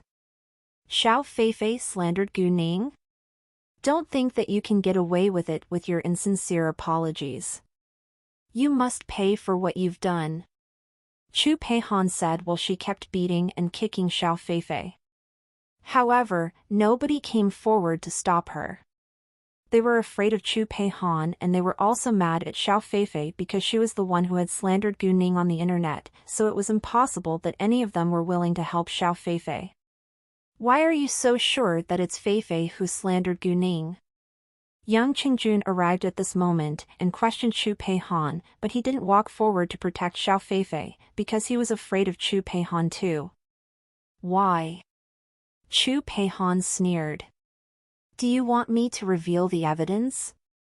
The best way to keep your dirty secrets is not to do bad deeds. You should know that there is a group of people called hackers in this world, right? As long as you use your phone or computer to post something on the internet, it's easy for them to track you down using your IP address." Hearing that, everyone was shocked. Luckily, they didn't spread fake news on the internet. Yang Qingjun also shut his mouth now. Chu Peihan knew that she couldn't beat Xiao Feifei to death, so she seriously injured her before she walked away. Once Chu Peihan was gone, Wu Qingya and Yang Yulu called the ambulance and their teacher. When Zhang Chihua arrived and got to know the reason, she was shocked by what Xiao Feifei had done, but she also thought that Chu Peihan shouldn't have beaten Xiao Feifei like that in public, and she had to report this to the Academic Affairs Office. Nevertheless, Xiao Feifei had to be sent to the hospital right away. When Xiao Feifei's parents heard about it, they were furious.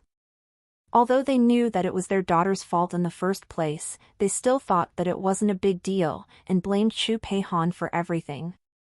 Therefore, they decided to defend their daughter in the school the next day. At the same time, Gu Ning drove Zhou Xinghong to the Huangdang Hotel and booked 2 rooms. One was for Zhou Xinghong, while the other was for Su Tongnua and her assistant. Afterwards, she arranged for an exclusive car from the hotel to be responsible for their following commutes. As for jade jewelry, Gu Ning would take care of it because Gu Ning was a kung fu master, and jade jewelry would be safer with her than with Zhou Xinghong. When Gu Ning left, she put the 2 suitcases into her telepathic eye space. After that, she went back to the Tang family's house. On the way, Gu Ning received Su Tongnua's call, and Su Tongnua told her that she was already in City B. Gu Ning told her to have a good rest tonight and that they would start to work tomorrow. When Gu Ning arrived at the Tang family's house, they were enjoying their dinner, so Gu Ning directly joined them. "Ning Ning, I heard that your jewelry store is about to open. I have a party tomorrow and I can wear your jewelry to help you promote it, Jiang Lihua said with anticipation. That's a good idea. Thanks, Gu Ning said. Well, we're a family, you don't need to thank me, Jiang Lihua said. Sure, Gu Ning said with a smile. Good girl. Jiang Lihua was satisfied. After dinner, Gu Ning told Tang Yunfan that she had encountered Feng Shuiqin in private and that she wasn't willing to see Gu Man being hurt by another woman because of him. Tang Yunfan promised that he would never allow anyone to hurt Gu Man, and he would arrange more people to keep a close eye on Feng Shuiqin. He also told Gu Ning not to tell Gu Man about Feng Shuiqin, in case Gu Man would be upset. Gu Ning agreed without hesitation. When Gu Ning and Gu Man went back to Gu Ning's house, Gu Man went to bed, but Gu Ning took out 10 sets of jade jewelry that they were going to shoot tomorrow and put them into a small safe. After that, she put the safe into her telepathic eye space.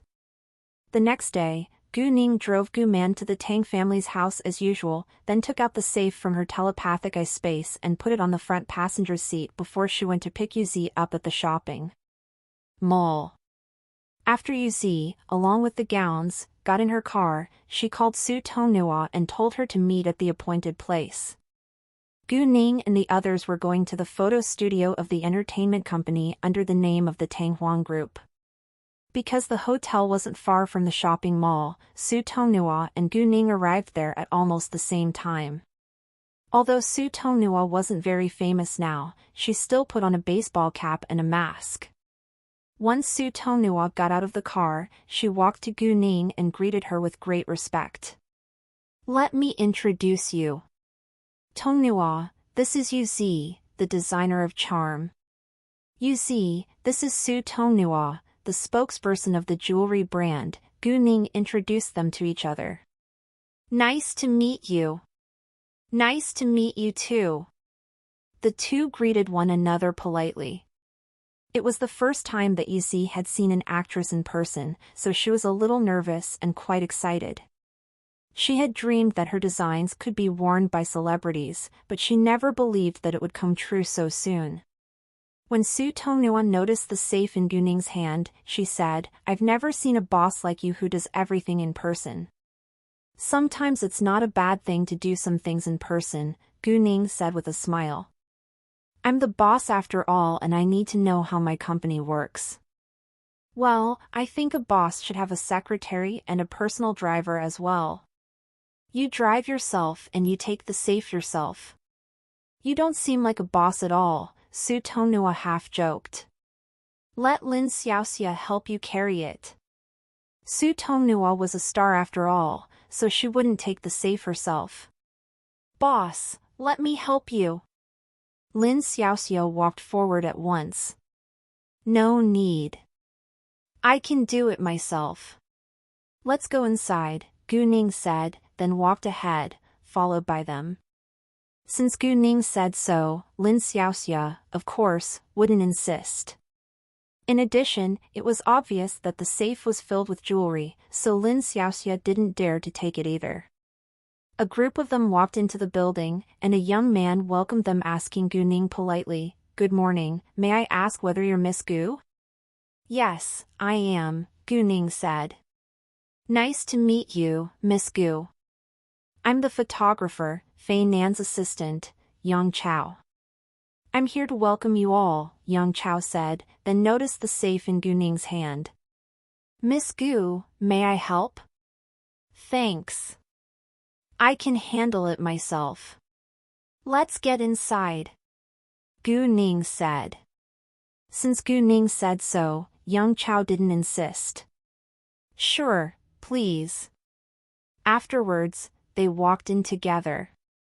However, when they approached the photo studio, they heard a noisy argument from inside. Fei Nan, didn't you tell us that you're on vacation? I asked you to take photos for me, but you rejected and now you suddenly appear, a female voice questioned in anger. I don't have time for you. Can't you see that I'm busy here? A man said with impatience. Shin Ruiyin was an actress working for Tanghwang Entertainment, and she became a B-list star within 3 years after her debut. She was a good actress, but was now quite arrogant after she gained some fame. "I don't care. I want you to shoot photos for me today, and tell someone else to shoot the others for you," Shin Ruiyin said in a domineering tone. Fei Nan was the chief photographer of Tanghwang Entertainment, and many celebrities loved his work. However, Fei Nan was also an artist with his own working principles. He listened to his boss, but listened to himself as well. Since he was the chief photographer, he had the right to choose. In fact, Fei Nan planned to go on a vacation for a week in the beginning, but Kwon Mingkai had called him in person. Kwon Mingkai even told him to be as polite as possible, so he thought that the person who came to this photo studio today had to be an important figure. "I need to work now. Please get out of my way," Fei Nan said, and lost his patience. Shin Ruiyin was mad.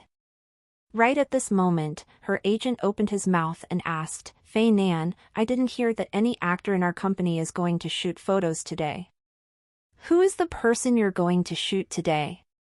If the person is a newcomer, why don't you let others do the work for you?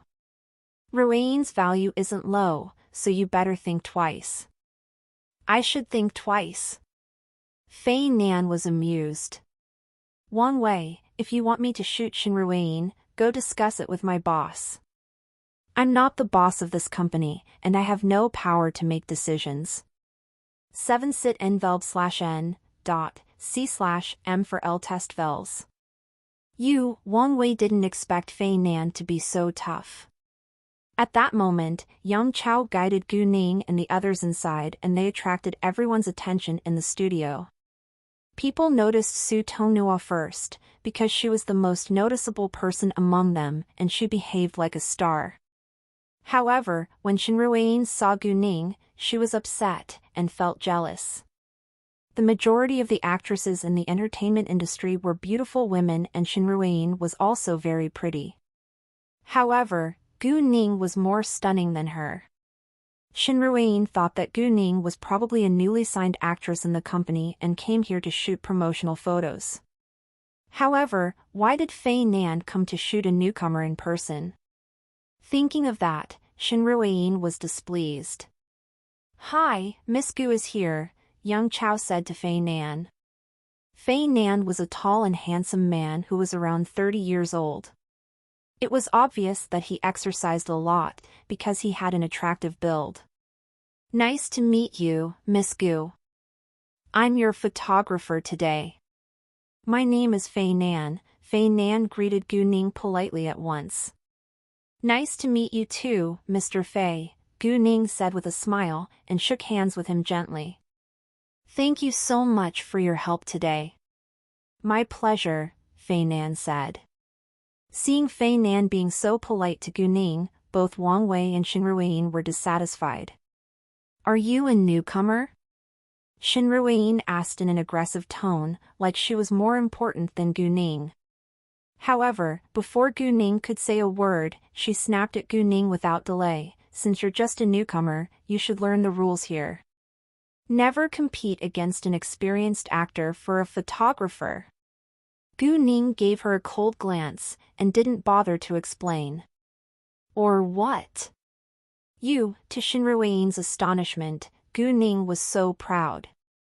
"Mr. Fei, I don't have much time, so please clear this set as soon as possible," Gu Ning said to Fei Nan. Gu Ning sounded cold, but wasn't picking on Fei Nan.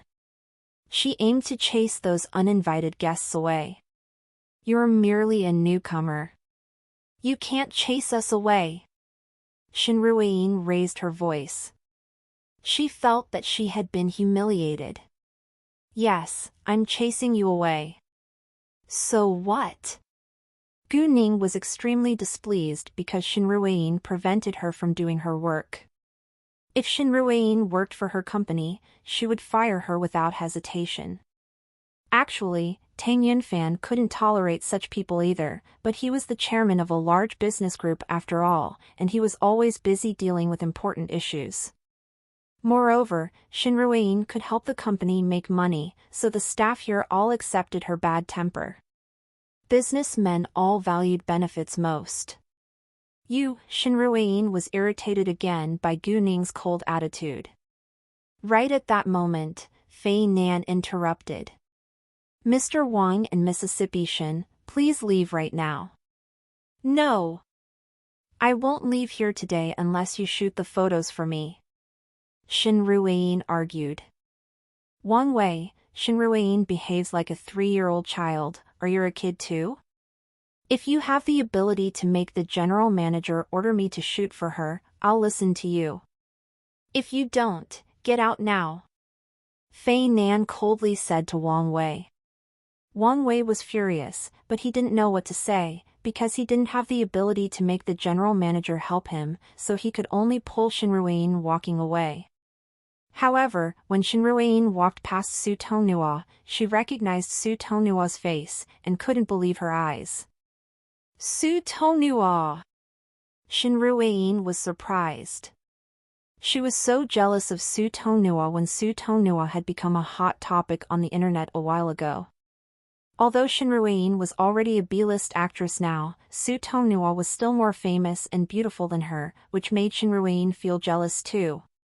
All of a sudden, Shin Ruin turned to Fei Nan and criticized him seriously. Fei Nan, you're shooting for an actress from another entertainment company.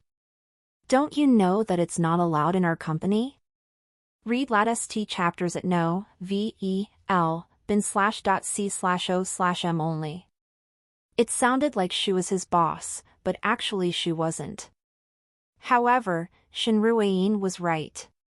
Fei Nan worked for Tanghuang Entertainment, and he according to the rules shouldn't shoot for other actors from other entertainment companies, because they were competitors. Unfortunately, she didn't know that it was their boss who assigned this task to Fei Nan. Shin Ruin, report me or not, but go away. Fei Nan totally lost his patience and got mad. Shin Ruin was struck speechless. Let's go now. Looking at Fei Nan's attitude, Wang Wei realized that this shoot could have been arranged by the senior management, so he didn't dare stay here any longer and pulled Shin Ruin walking outside. Although Shin Ruin was annoyed, she listened to Wang Wei and followed him, walking away. Once Wang Wei and Shin Ruin were gone, Gu Ning introduced Su Tonghua and Fei Nan to one another before Su Tonghua went to put on makeup. Wang Wei, how could Fei Nan do that to us? Shin Ruin pouted and complained to Wang Wei when they walked out of the photo studio. All right, I think that the shoot must have been arranged or allowed by the senior management today, so Fei Nan remained so tough, Wang Wei said. He was annoyed too. Since Wang Wei said that, Shin Ruin didn't say anything further, but she had no intention to let it go. Well, you can go to work now. I need to deal with something else now, Wang Wei said, then turned around walking away. When Wang Wei left, Shin Ruin said to her assistant, take a photo of my back and tell Xiaodu to send me a picture of what's going on in the photo studio now. Be quick! Xiaodu worked in the photo studio too, and he came from the same village as Shin Ruin's assistant, so they maintained a good relationship. Because of Shin Ruin's assistant, Xiaodu had done Shin Ruin a lot of favors, and he also had gained many benefits from Shin Ruin. Hearing that, Shin Ruin's assistant understood that she was going to slander Su Tonghua. As Shin Ruin's assistant, she was worried that the scheme would be exposed, but she had to obey Shin Ruin's order. After that, she took a picture of Shin Ruin's back along with the outside of the photo studio. Later, she sent a message to Xiaodu, and Shin Ruin went to shoot. Actors needed many beautiful and professional photos. Some of them were for promotion, while others might be posted on the official websites of their companies. About an hour later, Shin Ruin's assistant received a picture taken by Xiaodu. He took the picture secretly from afar, so it wasn't clear, but it was enough. Shin Ruin was in the middle of shooting now, so she planned to conduct her scheme later. When they had a break at noon, Shin Ruin logged into a Weibo account which few people knew was hers. Although this Weibo account didn't have as many followers as her official account, it still had hundreds of thousands of followers. Shin Ruein posted the two pictures on Weibo at once. Big news! Rude Soo Tongnua grabbed the photo studio and photographer away from poor Shin Ruein, who left in loneliness. Pictures attached. Once the news was out, it went viral, and it threw a bomb among Shin Ruein's fans. Who the hell is Soo Tongnua? I think she's an actress who just became popular again. She's so rude. How dare she grab the photo studio and photographer away from Ruein? Although the amount of Soo Tongnua's fans was smaller than Shin Ruein's, she had many loyal fans who stood out to defend her at this moment. Enough! Do you have evidence? These are just two pictures, which can't prove anything. Exactly. It's just a publicity stunt. Ruein is already famous now. She doesn't need a publicity stunt. No solid evidence. It's just a slander. Support Tongnua. Support Tongnua. You're crazy fans just like your crazy idol. F***CK off. Shin Ruein, why don't you explain it in person? Agree. Shin Ruein's fans and Soo Tongnua's fans began to argue fiercely on Weibo, which attracted a lot of attention from common internet users, and they joined the battle too. Wow, Fanghua Entertainment is competing against Tanghwang Entertainment. I heard Fanghua Entertainment isn't officially established yet. Some staff working for Tanghwang Entertainment also saw the news, and they were all surprised that Soo Tongnua was in the middle of shooting in their company now. Several of them were Soo Tongnua's fans too, so they ran to have a look, but Soo Tongnua and the others had already left for lunch. At the same time, they didn't believe that Soo Tongnua had grabbed the photo studio and photographer away from Shin Ruein. Well truckers, that's all for this part. See you all in the next video.